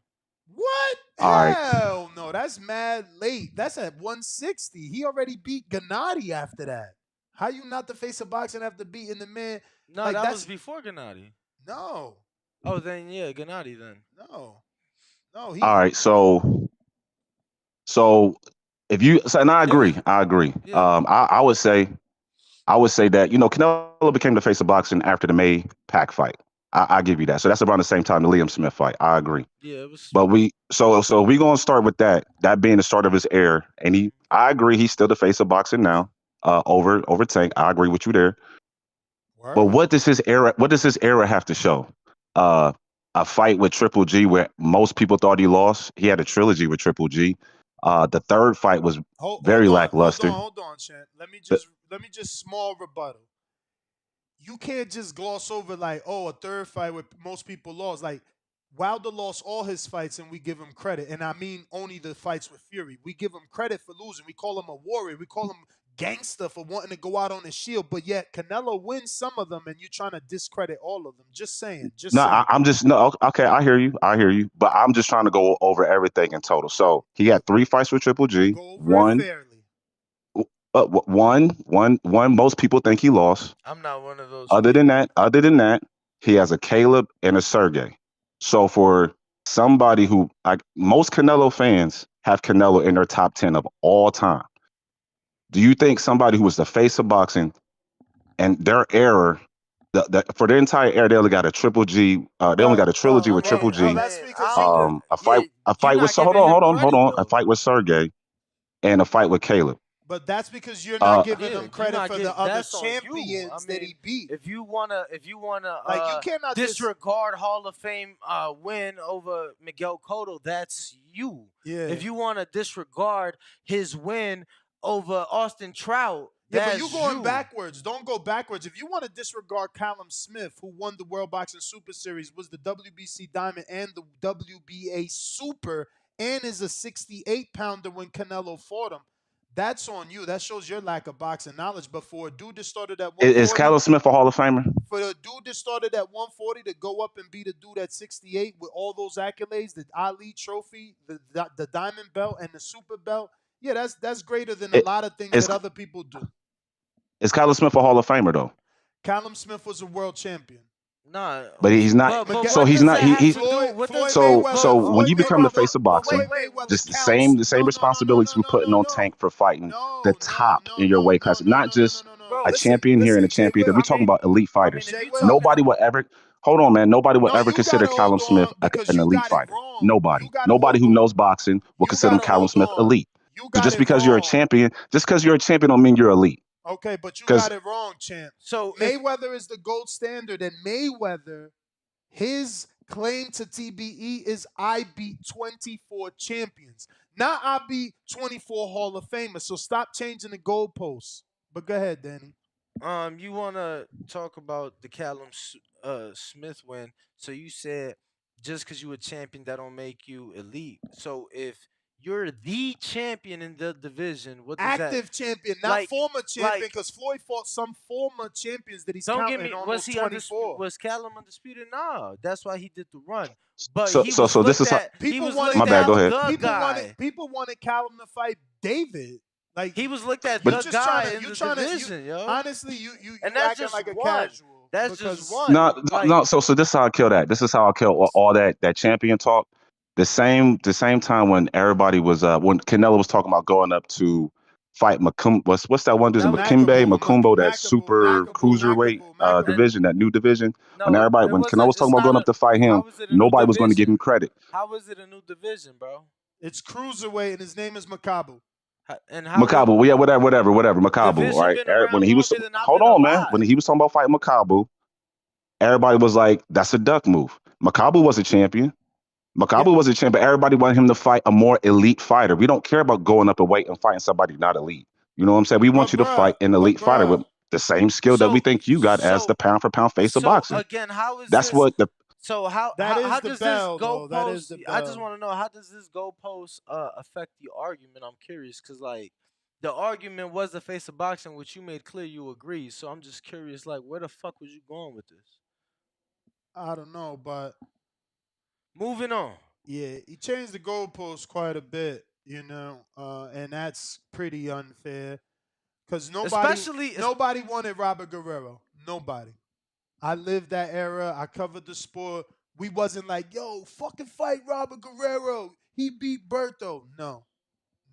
It just wasn't like that. It just wasn't like that. I'm just so confused on the argument. But moving Well, forward. well, he's saying that even though Canelo beat some champions, no one cared But about he them. said, how'd he start it off? He said he ain't coming for you, he coming for me. And he's But he like, also said he agrees that Canelo's the face of now boxing. I ain't say he was in my top 10 of all time, which he brought up. You get what I'm saying? That most people bring up. So I was just, just confused a little bit. But nonetheless, moving on, we do have a lot of callers. Let me get back to Elohim. Let him finish.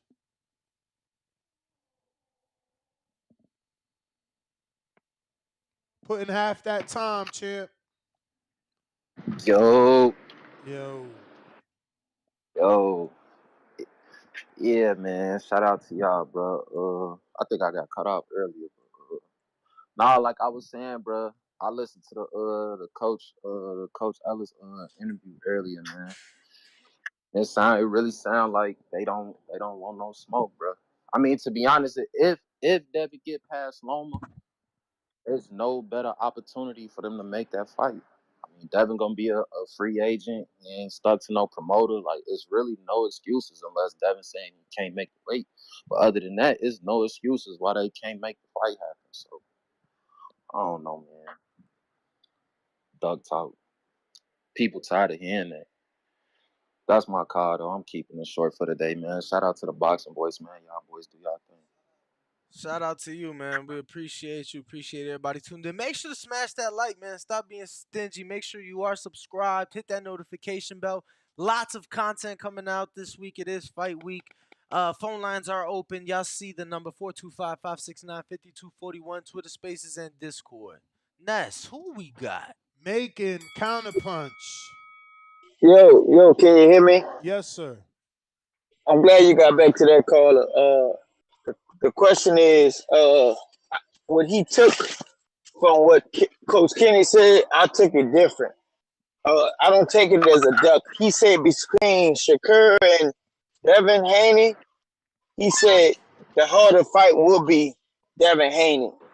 I'm thinking he thinking from a coach aspect, not the ticket sale and all that. Out the two, definitely Shakur Stevenson is gonna be a harder fight. Yeah, go ahead. It's gonna be a harder fight than a Devin Haney fight. I got it out. It's just that case and that paper taken, and I put it behind. Got a little, Hold on, y'all. firebox thing here, probably about 10 feet from the road or whatever. I put it behind it. In case somebody's seen it, they won't come take it.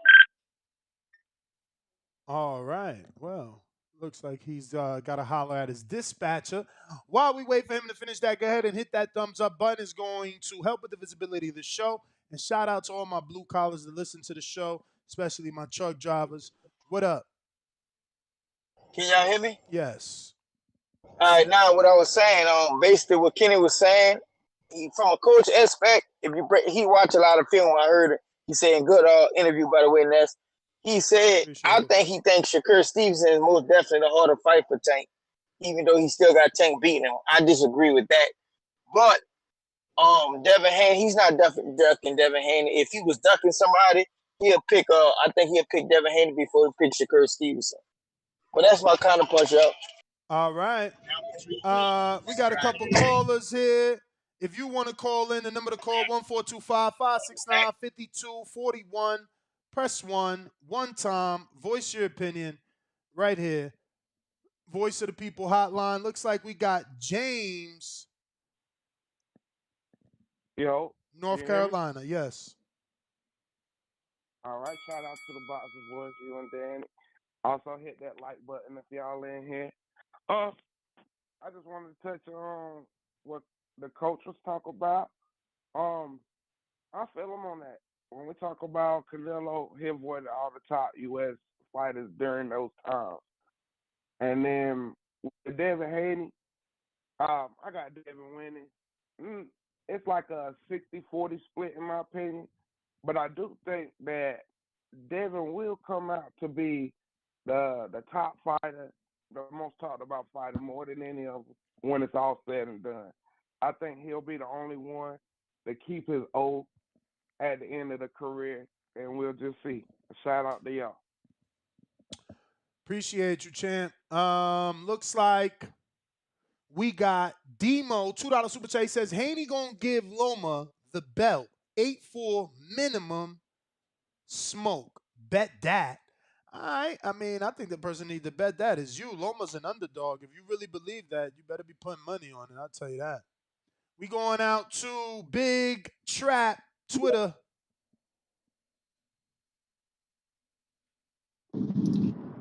Yo. I just got my FWTR shirt in the mail. That bitch nice. Shout out. Hey, but I think it was a misprint or something, bro. Wow. That bitch say the Haney Boys. That bitch say the Haney Boys, bro. I'm like, damn, they sent me the wrong shirt. Hey, but that bitch nice though, man. Hey, I was gonna wear it to the weigh-in, but then, man, I know you hot out here in these streets, man. I want Bob to pull up on me, call me a little prick, you know, because I'm repping the Buster Boys. Nah, I think Bob rock with you. It's gonna be other people. Nah, you good though. You good. Yeah, I'm rocking that bitch to the weigh-in. Yeah, hey, but that's all I got though, bro. All right, champ. Well, I'm glad you got your shirt. Listen, if you out here and you smoke, don't forget, we rocking with Hardin. We got some discount, cards for you. Oh yeah. And I yeah, need man. that. All right, I DM need me, that. DM me, DM me at the Boxing Voice. Let's connect. Bet that. You got it, champ. We got Capicu, $2 super chat. Loma wins. Lomachenko back in full effect. We got CYP.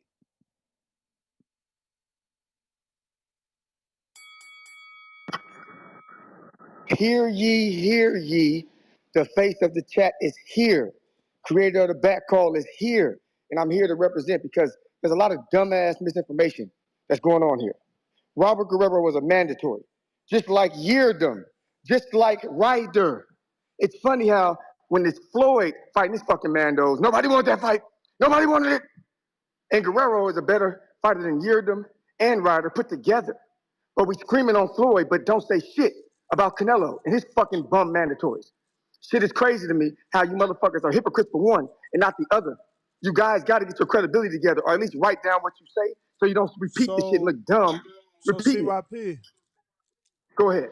So people were not calling in here saying they didn't want Ryder, and we were not telling them, but Ryder's a mandatory. Same thing with Yeardom. Like, weren't we having to tell people, yo, Yeardom is a mandatory, y'all?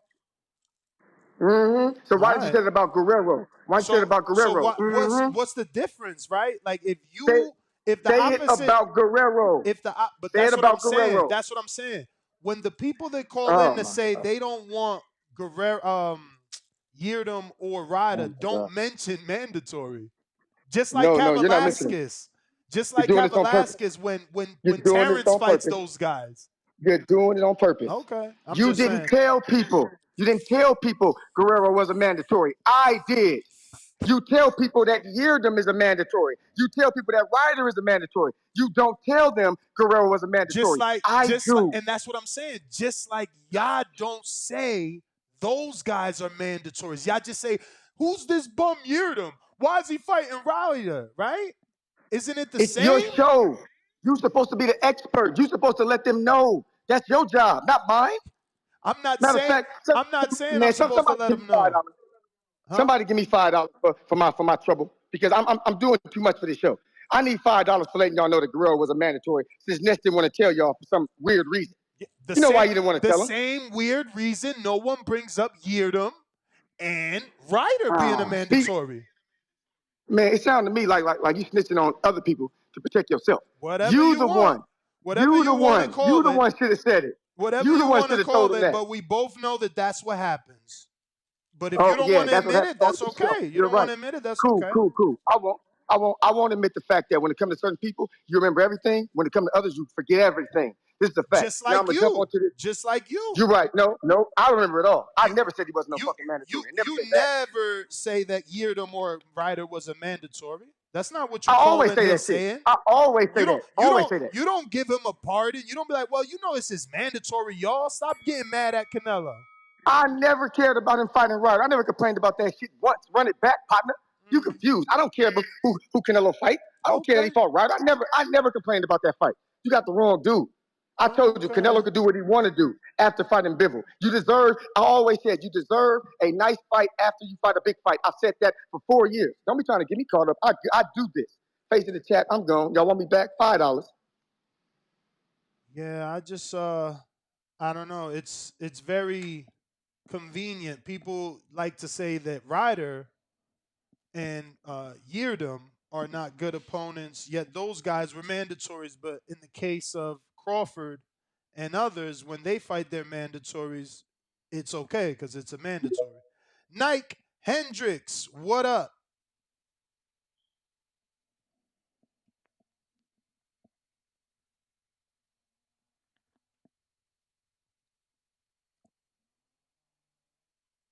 Hendricks.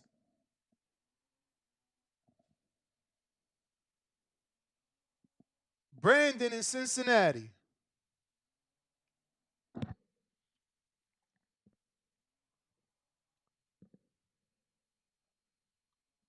Brandon in Cincinnati.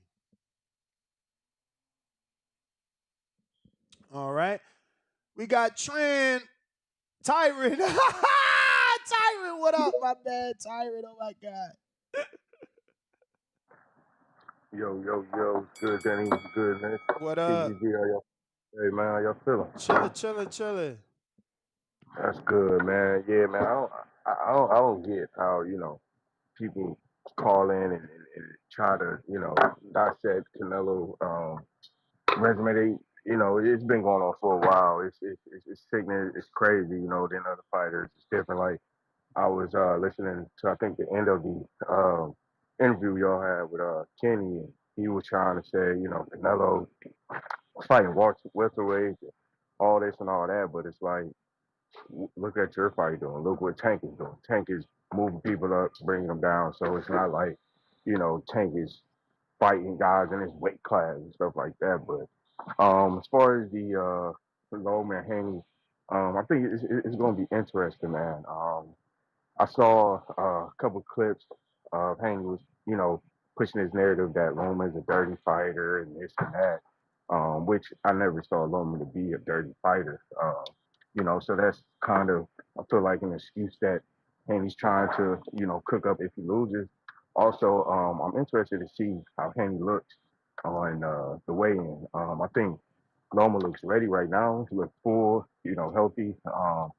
As far as Haney, I don't know. Like, I see, like, kind of see it in his face a little bit. I don't know, if you guys feel the same way, but I think this will be Haney last fight at 135. I think, and I don't know if you guys saw it, but Bob Arum was talking about probably offering Haney Yeah, the we one in seen it. between. Yeah, so I think this would be his last fight, and I think Loma has a great chance of beating Haney. He's been at this weight for a while. He's comfortable. He's he know about Haney jab and everything like that. So I don't think it'd be hard to figure Haney out. Haney do got the size, the reach, speed, and that area, but experience, man, that goes a long way for sure. And so I think it's gonna be a good fight. I edge it to Loma. I think the experience. I think he'll be able to get in the inside and show different looks for Haney that he haven't seen. But I think it'll be a good fight. But yeah, I'm just interested to see how he looks on the scale, man. I think it is tough for him to continue to make 135. I think this will be the last fight. And if you win, lose, I think the winner between T.O. and Taylor would be a good fight thing, especially if T.O. win. That's a lot of, blood and story that you can push with Haney and Loma. So, I mean, Haney and T.O. So that'd be a good fight. With, Kenny talking about Shakur your bigger fight for Tank. That's BS. They're not really trying to fight these guys. Honestly, they're trying to just make the most money with the less risk, in my opinion. So I see it when I believe it when Tank fight one of these guys. But that's all I got, champ. Appreciate you, champ. That is the bell. Going over People's Champ, Cincinnati. If you on YouTube, smash that thumbs up. It's going to help with the visibility of the show. Going to put the episode in the eyes of other boxing fans. Brandon in Cincinnati. Yo, what up, champ? How you feeling today, brother? AJ and Truckin', what up? Let's do it. Man, can't complain. Blessed and highly favored. You know the vibes. Initially, I wasn't excited about this fight when it was announced because I just thought Devin was gonna wash you, especially seeing Loma last fight. But I've been getting more and more excited about this fight, man. For some reason, I don't know what it is. I'm anticipating it to be a more competitive fight than I initially thought, and I like it because it's an old-fashioned, you know, top, two top four, top five guys getting in the ring. It ain't got to be no gimmick. I don't know what's gonna happen before the fight happens. It's just a good old school, great scrap. And you need those every now and then where the best is fighting the best. So I'm excited. I got Devin winning 8 rounds to 4, 116, 112. Just too athletic, too long, too young. Ain't gonna sit in the pocket and allow Loma to do what he does best. But yeah, man, I'm excited for a great fight this weekend. I'm looking forward to it. And I didn't get to hear Kenny Ellis interview, but I'm pretty sure he got on here making it seem like Tank ain't ducking no smoke and Tank gonna fight Devin next and Shakur next, and that them boys ain't got nothing for Tank. And I understand where he coming from. He's a boxing guy. He ain't one of the guys in the suits and wingtips. So he's speaking from a boxing guy's perspective. Kenny probably does want all the smoke, but them dudes in the wingtips, I don't think they fucking with Devin or Shakur. I anticipate Williams Zepedas and Isaac Cruzes and guys like that in Tank's future. Guys that are Latino descent. But I would love nothing more for Devin to get the fight with Tank after this, but I just don't see it no matter what Coach Kenny probably was saying. But other than that, man, I'm going to let you guys go. Like I said, I'm looking forward to the fight. I got Devin winning, and hopefully we get Tank versus Devin next, but I doubt it. Y'all have a good one, man. Protect your mental health at all costs. Peace. All right. I caught that reference. For those that didn't, wingtip is the type of collared shirt you have to wear when wearing a bow tie, right? I got Alan Willis with the $10 Cash App. Shout out to you for using Cash App. He says, Yo, get the fuck out of here. I am Christina said that they flew out here from Chicago with my hot crunchy curls. If y'all really did that, bro, that'd be fire. Like, that's some Chicago shit. I appreciate $10 you. from Alan Willis that says Haney needs to sit down on his punches. And Jay Will, we got to your counterpunch. Looks like we got. Let me see. Lemmy, what up? Hold on, give me just a second. He in the Windy City. Let me in the Windy City. He say, give him a second because he walk into his car. Okay, I got a okay. cash app. Mike Hicks Yeah, yeah, says, do you yeah, think Haney is chinny? Loma in 8. I yeah. don't Daddy think knows No, what's Haney's I up. don't There you chinny. think he go. chin. Never seen him put down. What up, We hear though? you, champ. All right, yeah, man. So a couple things, man. Like I said, I'm pretty new to this channel, but you guys' interviews recently, man, you guys are killing it, bro. I love this channel, bro. Thank TVV you. for life, bro.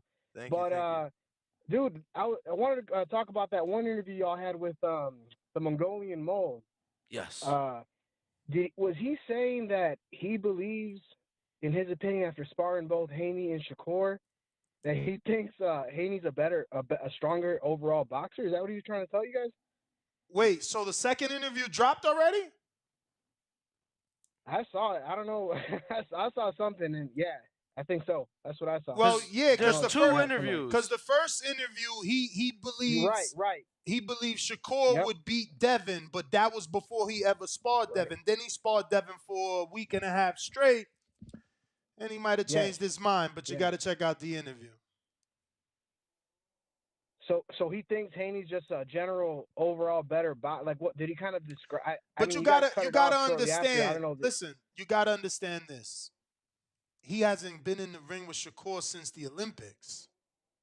So his opinion is valid, but he ain't been in there since Shakur beat him.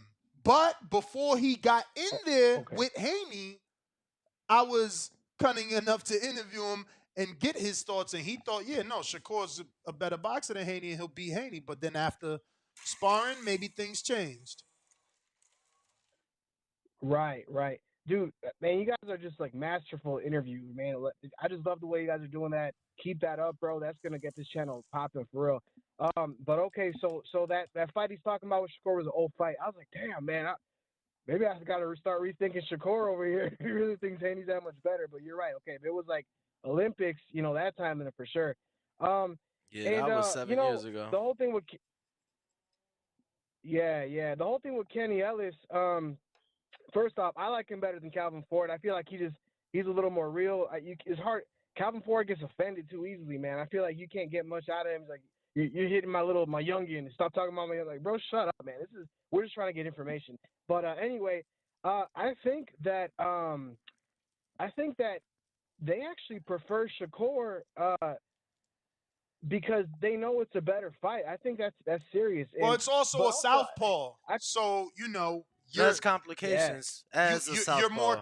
Yeah. more comfortable as a southpaw. It could be that. That's just me long shotting it. That's just me long shotting. I think so. I think I think that even though I think Shakur is better overall than Haney and would be a better fight for him, I think that you're right. They feel more comfortable, but also I think they're kind of afraid of that jab, though. I think they're trying to avoid Haney too, man. I don't know. I feel like they know these are both going to be toughest fights for sure of all time. Man, I can't wait to see those fights, bro. That's at the end of the day, we got to see Haney tank, and we got to see Shakur tank. It's got to happen. And I do think at the end of the day, Shakur is the one that's going to be on top. Of course, I'm not even going to lie. I'm a Shakur fan for sure. I like them all, dude. I think they all got great things to bring to the table. But I just think overall Shakur is going to take it. But, yeah, man, don't burn that bridge with Kenny Ellis, man. I want to hear more of him later. I know, like I said, Calvin Ford gets offended so easy. But I'll let you guys go, man. All right, brother. Appreciate you. Your thoughts. That was Lemmy, right? That was Lemmy Shout in out Chicago. to the city, man. Shout out to the city. We got Al in the Bay up next. Before we go to Al, we got a couple super chats. We got last stopped off at Capicu. We got High and Low Sports Centrum. The boxing voice is more. Shout out to you. We appreciate it. Right back at us with our fat $5. He says the first great fight of an undisputed dream and the last great chance of a champion to glory. And obviously that's Devin versus Loma. We got C. Walsh, $5. He says, let me get my Devin Haney C4 shirt and towel, please. I don't know that you won one, but I don't know that we gave any out today. What are we doing to give it out? How are we doing it? We got to give out towels, too. We ain't been giving out no ties. Well, I was thinking I could do towel as part of the gift card for everybody in person. Since we've been mailing out the shirts. Mm-hmm. You know what I'm saying? Okay. What you think? Okay. I thought being blessed by Hardin was more than enough for one person. You trying to bless him with two? I'm just saying we got a lot of No, listeners. This way we can give more people stuff. no. I'm saying either or, because not Yeah, everybody yeah. Either smoke weed. that's where I was going with it. Not everybody blows. No, that's what. My bad if Okay, I. either or. Yeah, Yeah, I might have misspoke, but no, I mean either or, because not everybody partakes. So for sure. High and Low Sports Centrum, third super chat in a row. The boxing voices made. We going out to Al. Excuse me, Al in the Bay. Yo, yo, yo, what's up, what's up? What up? First I wanted to see, because I sent the Cash App, Alan Willis, is I'm in the running for that glove.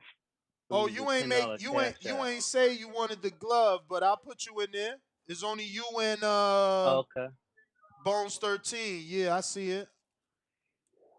Okay, cool. First I want to agree with him, the dude that y'all did the interview with. Kenny Ellis? Shakur is, yeah. Shakur is, will be a tougher fight, just the way he boxed and moved. And now he's starting to sit down on his punches. And so, it's hard to hit him. But like he said, 12 rounds, you're going to get hit sometimes. But, most times, Shakur makes people miss. I think Devin is subject to the punch to the left, the way he bags up sometimes. And no disrespect to the champ, I'm just saying the way he bags up, sometimes he's subject to that punch, the overhand left. I think that Tank and Devin should be the next fight. They could bring that to Cali if they want a stadium. We got plenty of stadiums in the Bay Area. Tax is too high. You can just pick one. Huh? Tax is too high. In the Bay? It's California regardless. I'm just saying. We can't pick and choose. We can't say Devin need a hometown Oakland fight, then say Devin can't fight somebody like that in Oakland. I mean, you paying less taxes. Well, the taxes. You paying like a mega fight. You talking about a mega fight. You get what I'm saying? Versus just a tune-up fight. You gonna pay less taxes. Right. Yeah, taxes is taxes, man. I've been living in California my whole life, man. I can't say, oh man, taxes. It's gonna be whatever. Bro, it's California. How's it feel that you could go practically anywhere else in the country and be rich, but you're not because you're in the Bay? Like, why do y'all stay, bro? Y'all love it that much? The jobs too, though. You got to be able to get a transfer, man. If you can't get no transfer. Well, the thing with Cali is, it's just like New York. People stay in New York because of the way of the weather. Sometimes it's the atmosphere and everything. It's what you got around you. No, that's true. We got Silicon Valley around us. Yeah, it's the amenities. The amenities keeps you there. We got history around us.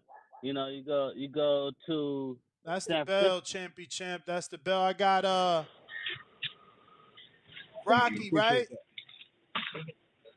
Yeah, yo, champ, come back to me, please. Oh shit, champ. You the last call, which means we up out of here. That's GTO. Instagram, Twitter, Twitter, Ringwalk, Danny, Twitter. I got a super chat. non-boxing related. Let's get to the super chat. I just wanted to send my prayers out. $2. Go ahead. Yeah, man. It's terrible rains and flooding in Italy right now. I'm talking about people dying. Damn. There was a big Formula One event this weekend with 250,000 people expected, and somebody we deal with did some Formula One shit. It was on my timeline. I forgot. I might have sent it to you, but you don't look at none of my messages. Nah, you ain't sent it to me. This dude whack. You whack. You whack. Fuck. Who that? Seattle? Ringwalk Danny. Oh. I think that's Seattle. Seattle, right? what up? Maybe. Dímelo. Yo, I'm trying to get out there. I ain't gonna lie to you. Where? Seattle. Go see David or no? Nah, for sure, for sure. Yeah, I'm trying to get out there for sure. Okay, this is a new number then, right? Let me go to my other sheet because I'm lost. Got ourselves a new caller here. New caller here. All right. Who's this? 260, what up?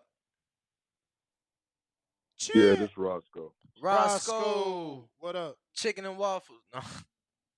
What up Oh, with he it? Oh, we probably don't do the chicken and waffles out here, man. I appreciate it though. he probably heard that all his Yeah. life or no?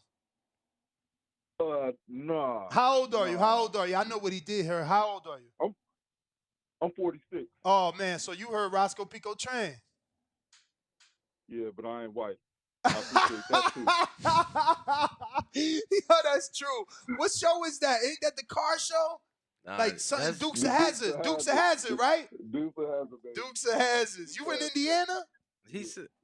Yeah, I'm from Indiana, man. All right, champ. What part? Wait, you said your name was what?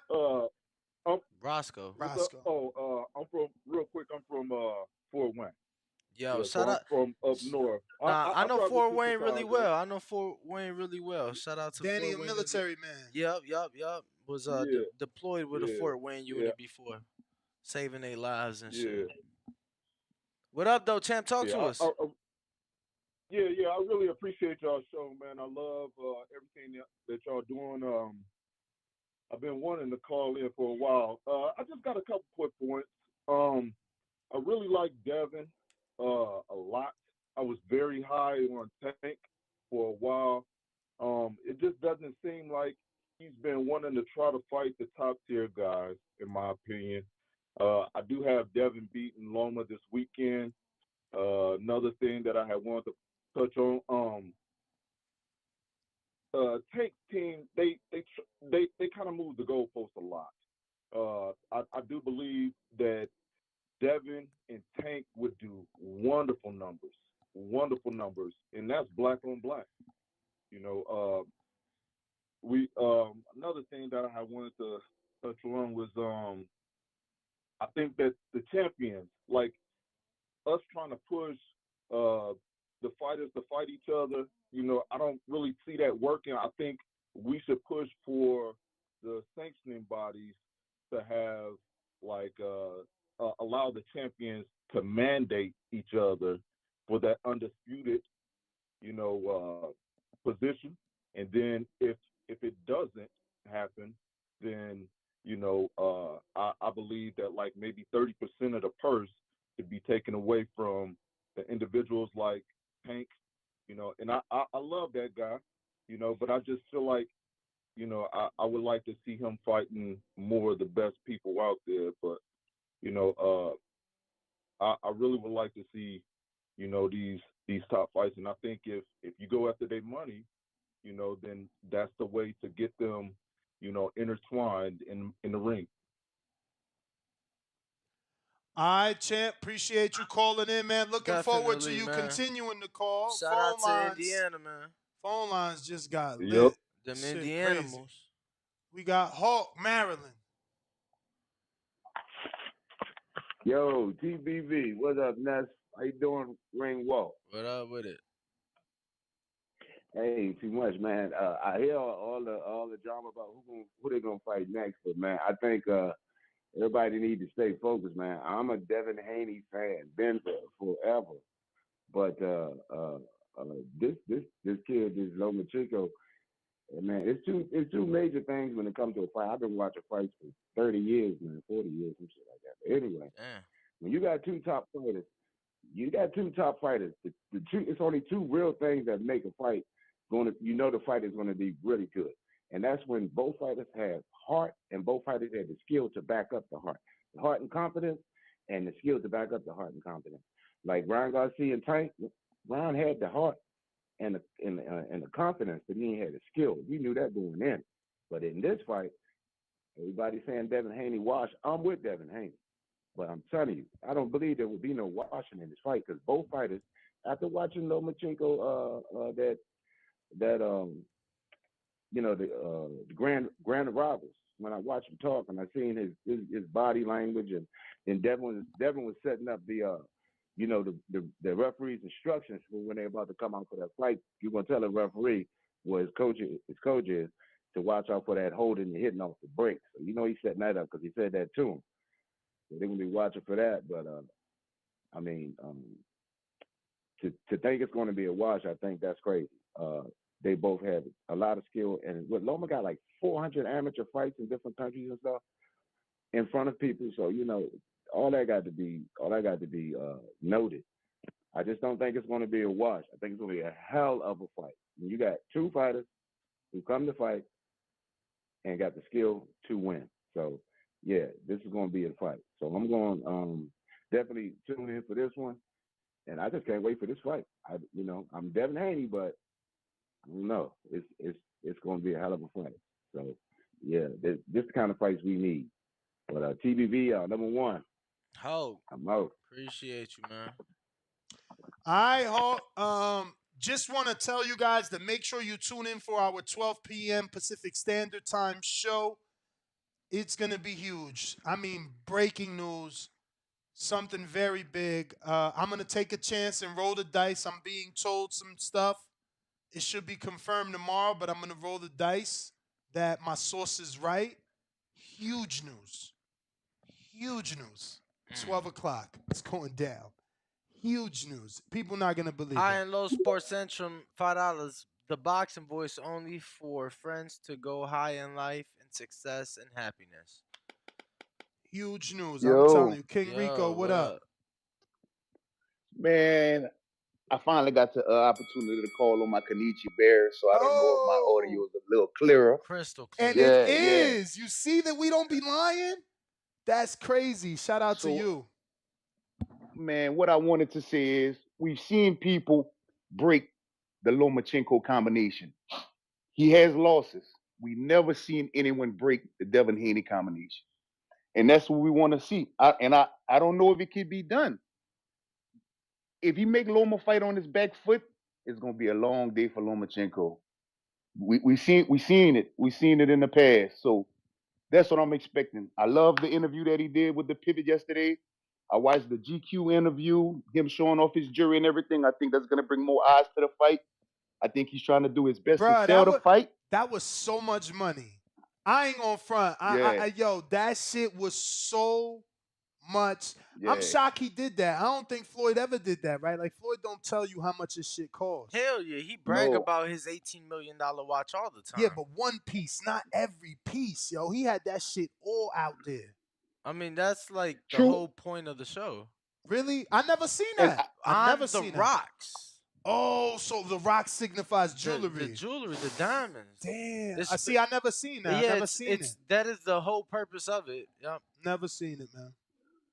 yeah. But I love the part about when he was talking about his dad, how mature Devin seems at a young age. That speaks volumes to the man his father raised. Yep.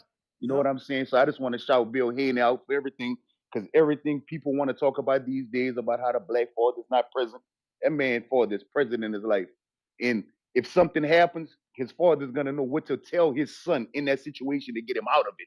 So I applaud, I salute Bill, I salute Devin, and I wish him the best for the fight over the weekend. I'm ready. We having a fight party at my house in Louisiana, and we ready for the fight, man. Salute, man. Salute. King Rico, thanks for tapping in. What we got? Uh-oh, we got to go check on the Phone book. Yes. Gotta go check it. Extensive Rolodex over here. See who we got. But if you are tuned in, make sure to smash that like button. We will be going live at 12 p.m. Pacific. I will be on hand at the MGM Grand today for the Haney Lomachenko press conference and the media workout. So if you guys got tickets to the fight and you walk up to me, I got Hardin gift cards for you. Word. Or C4 If you're not a towel. smoker, you got a Right. C4 towel. C4 towel. We going out to Christian, Miami. Dímelo, muchachos. What's up? Man, I can't wait for Saturday night's fight. It's gonna be a real good fight. I got Haney winning by decision, I think first half of the fight he blanks out Lomachenko, but something tells me I think Haney might get caught with something in the second half of the fight, and Lomachenko finishes the fight strong, but Haney wins it 7-5. And what I wanted to ask you guys is, let's say if Haney stays at 135 and he can't get a fight with Tank or Shakur, who do you think is the best opponent for Haney if the pay-per-view was a success? Like, who do you think he'll fight at 135? Fight at 135, not Shakur or Tank? Yeah, yeah. Like, let's say he Nobody. can't get a fight with Tank or Nobody. Shakur. Nobody. But $140. he's saying imagining he could stay at the weight. He's not saying Devin got to struggle. He's saying so he got to stay at 35. No, he beats Let's Loma. say Danny he stays at 135. That's what if he's he doesn't saying. want to go to 140 It's a hypothetical. Regis got a belt, Matias got a belt, Taylor's got a belt. So nobody in top rank. Well, Taylor does have a belt top rank. I would figure, does Haney go and fight Taylor at 140, or if he stays at 135, who does he fight? Like, if it's not Tank or Shakur. Yeah, if it ain't I mean, you could do an across the street fight. Like, again, assuming weight isn't a struggle and Tank and Shakur aren't available, I would roll the dice with William Cepeda or with Frank Martin. Frank Martin's connection to Earl Spence, I think, is big and can do something from a promotional standpoint. The way that all of a sudden Frank Martin became a big name for Michelle Rivera. Like, we didn't know him till then. That Earl Spence element, I feel like that brings something to the table. Yeah, I'm gonna be. Yeah, So I disagree. I like that fight in Dallas too. I disagree. I feel like if it ain't Tank or Shakur at 135, it's 40. There's nothing else. Like, do I agree that the Frank Martin fight could do something someday? Yeah, sure. But Danny, if weight is not a problem, why move up? Why not be the man? If weight is not a problem, why not stay and wait Because for Tank and Shakur? the fights that make me the man Are aren't Tank and available. Shakur. Right, but in his scenario, they're not available. At the moment, the man's scenario doesn't include struggling. It's like you can't comprehend that. So part. for how much longer? Because it don't matter. His hypothetical, which doesn't mean it's real, it doesn't include struggling. He's just saying, bro, the dude can make weight. Who should he fight if Shakur and Tank not available? Like, just think about the question from there, not with what you know about Devin, no struggling. Like, that's not what he's asking. Okay. Well, for the Last fairy thing, tale fellas, question, when is the betting? the Friday. betting show When is is the betting Friday. show? I want to know. Friday at usually right after our morning show. It always depends because of the time, but usually after 10:30 Pacific Standard Time Yeah, I would say is the betting show. I would say about 10, on Fridays, every Got it. single Friday. Appreciate it, fellas. Have a good one. You too. We got Collins. What's up?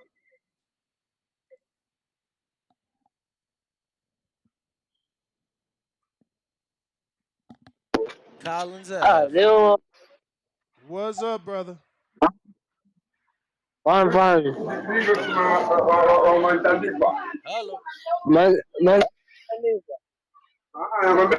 All right. We got new caller. Yes, sir. Who we got? About to find out. New caller. Is this North Carolina? Yes, sir. What's up, brother? Who's this? Where you calling from, I guess? Can you hear me? Yes, sir. Yeah, this is Bobby Lott. Bobby, what's going on, brother? Not too much, man. I didn't want to hold y'all. I know how Danny get. Nah, all love, Danny. All love. But cut him off, Ness. Cut him off. End this call. Fuck him. Bring walk Danny Ness GTO. Nah. Nah, I just don't see Loma getting in on Dev. I just don't. Usually guys that fight him sit and kind of clinch up and let him get off, and I just see Devin being too athletic for that. But Yeah, I don't know. I love the interviews. Coach Kenny was good, even though I feel like kind of like everybody else was talking, like it's not really a strong possibility of getting the Tank fight, regardless of if Devin wins or loses. But yeah, man, I don't know. I'm excited. I'm with y'all on the betting show. I've been rocking with y'all since the Tank fight. Won money off of that. Won money off of Canelo. So I appreciate what y'all doing. Everybody's not following them slips and getting confused, but you got to listen to the show like Ness was saying. Appreciate And you, man. yeah, and y'all together, man, y'all gonna change y'all's name to the commission because I'm about to start sending y'all even more cash apps. Ness, I sent you that 25 for the shirt, but I ain't hear you shout me out for the shirt. Where? Everybody else got their shirt in. Let me see. Hold on. It was on the GTO. Okay, hold on. What shirt though? The fight shirt. I sent him 25 for the STR fight shirt. For the Tank Ryan shirt. And Gotcha. you ain't get it? Robert Lockhart? Yeah, nah, I ain't get it, man. All right, text me your address. Okay. I still got you more. DM. I still got more of the Ryan shirts, and I got a couple more of the C4 shirts. We got a bunch of towels, but definitely send me your address to DM on Instagram. Okay, you want me to send it again to Nest GTO or to the Boxing Voice? Either or. I just gotta send it right now to my lady. That I must have missed it. Let me double check though with her name. Maybe I sent it to you and it's going out because she sent out some stuff yesterday. Hold on. Oh, okay. But yeah, man. Other than that, man, I'm rocking with y'all. Appreciate that, Danny. I gotta send you an Arsenal top, man. You be Bro. rocking the soccer top. So Nah, send bro. you an Arsenal top. Yo, let me tell you something. Even though I love, especially if you 90 if you send me a seconds. retro one, bro. I love me a retro soccer jersey. Yeah, And- Rob, Okay, send me that okay, address again. I don't see it. Send Yo, me that address again. I'm out here inspiring too, cause people ain't peep. I wore the 1991 Germany away jersey the other day, Yeah. and somebody, bro, let me tell you, somebody who's a somebody went and copped it. Well, they copped the jacket, which was honestly flyer. I ain't gonna lie, that jacket Oh was yeah, the that jacket, 60 Adidas, seconds. that Adidas retro top bro. jacket Yeah, is but tough. And I saw you had that Scotland one too, cause you lost that bet. I've been listening for a minute. I just ain't called in. yeah. No, man, I got a bunch, man. I got obviously Mexico, U.S. jerseys, Club America. I got a bunch. So we got Okay. 4 large Tank shirts, 4 extra large Tank Ryan shirts, and then we got only 1 small shirt left in the Devin, 1 medium, 2 extra larges. So running out. Okay. Yeah. I'll take a large if they don't run too tight. Yep. Send me that address though, All right. champ. Will do. Appreciate y'all. Likewise. Big C, what up? 10 Actually, seconds. Big C, my bad. Damn. Fuck, it was supposed to be NO. Yo. NO, go ahead. Ooh, What's good? how my audio sound, bro? Straight. You sound like you in a shitter. Man, look, check this out, bro. I think it might be a draw tonight, bro. I think it might be a Well, draw. tonight is At alright if best, it's a draw, but tomorrow it won't be. I mean Saturday. It could be a draw today, tomorrow, and the day after that. I'm telling y'all, bro. I've been checking out the training and the fucking the interviews and shit and all that. See, bro, this really like the white wolf on his last leg, like, bro. That's when the animal is like most dangerous, when it's wounded and it's backed into a corner. You know what I'm saying? You ain't got no choice but to fight at that point. You feel me? Word. So I think just think about it. Just think about it. Even if you go down to 130, win, lose, or draw, whatever happened, what's the chance of him getting a shot at one fight with all 4 titles? None. So you think this man ain't about to give it everything he got once he get out there? Yo, but Ryan had motivation. Motivation don't win fights.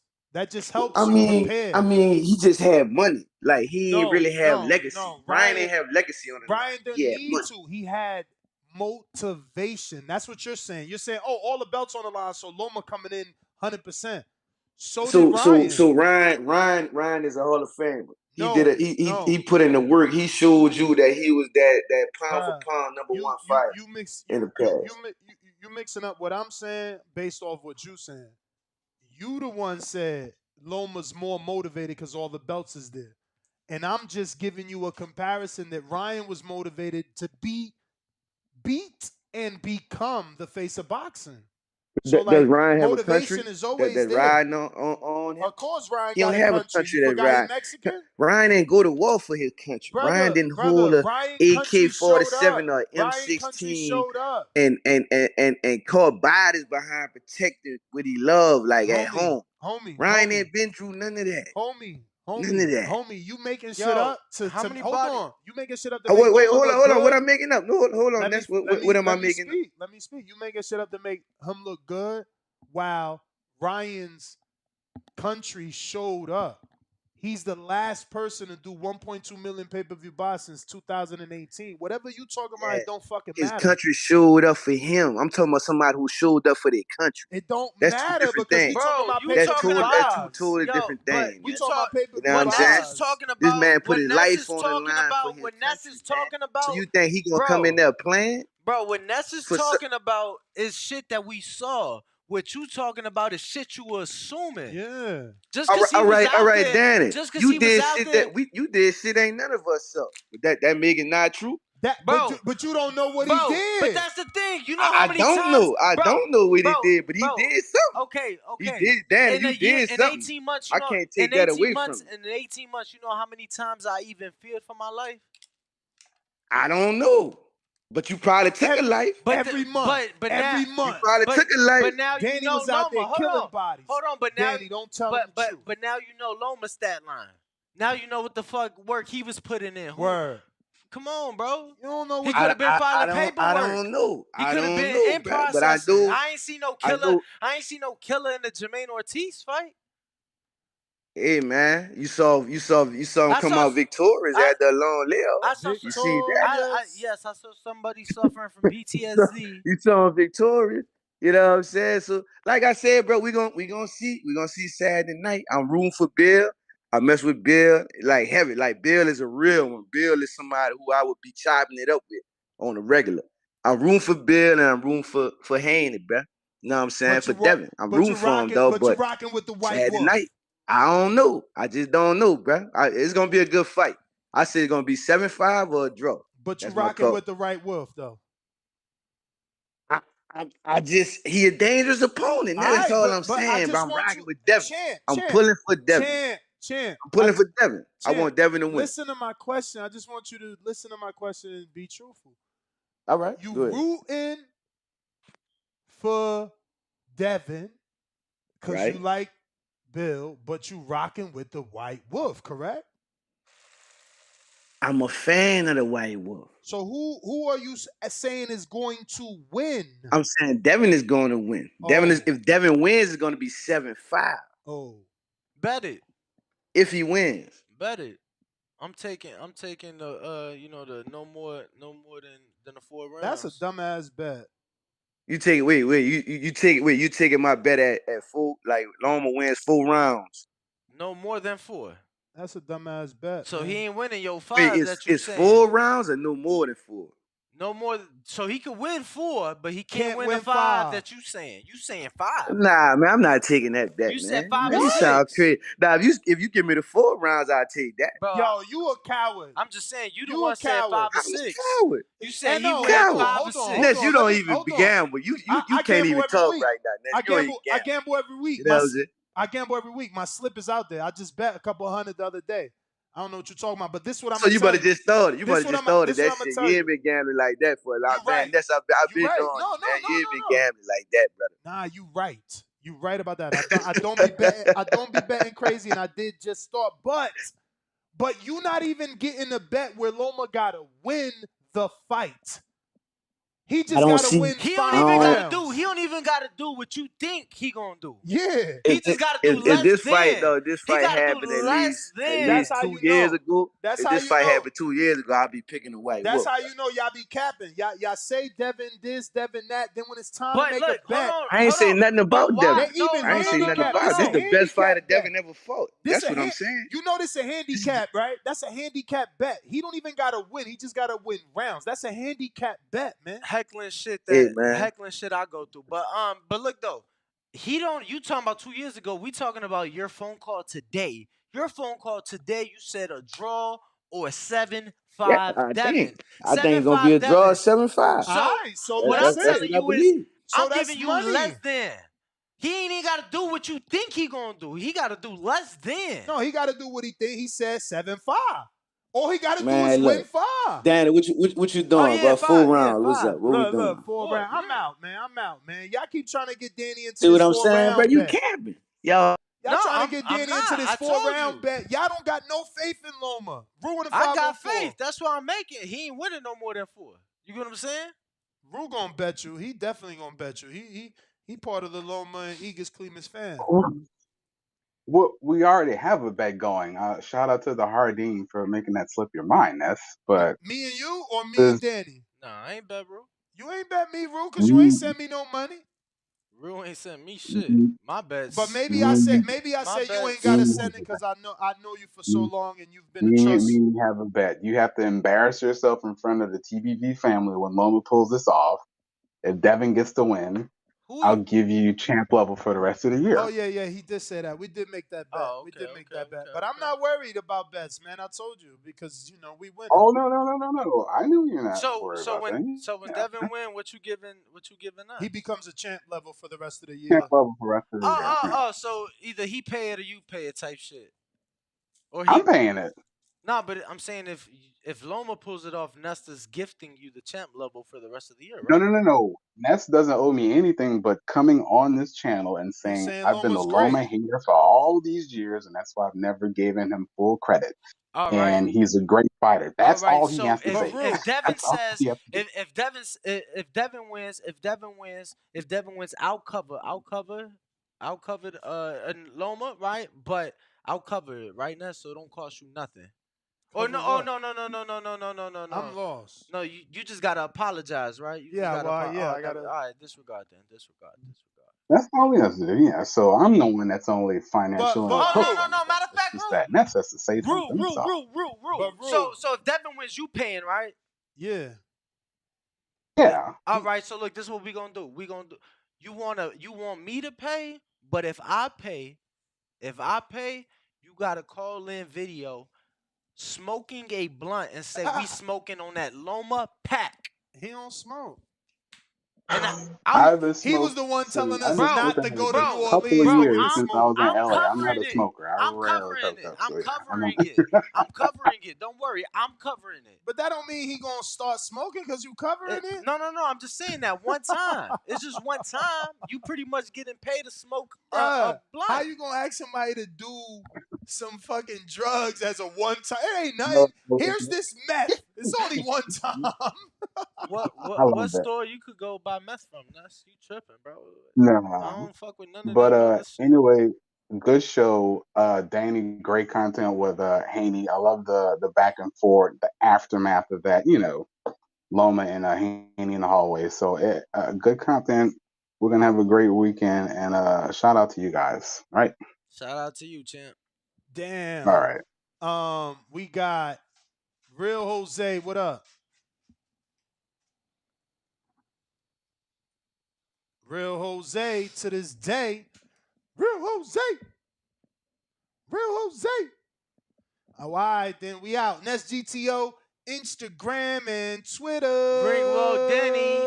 Make sure to come back at 12 p.m. for a big show. Y'all don't want to miss it. Big. YouTube.com/The Boxing It's going Boys. down. Breaking news. Arriva News. Dirch. Peace.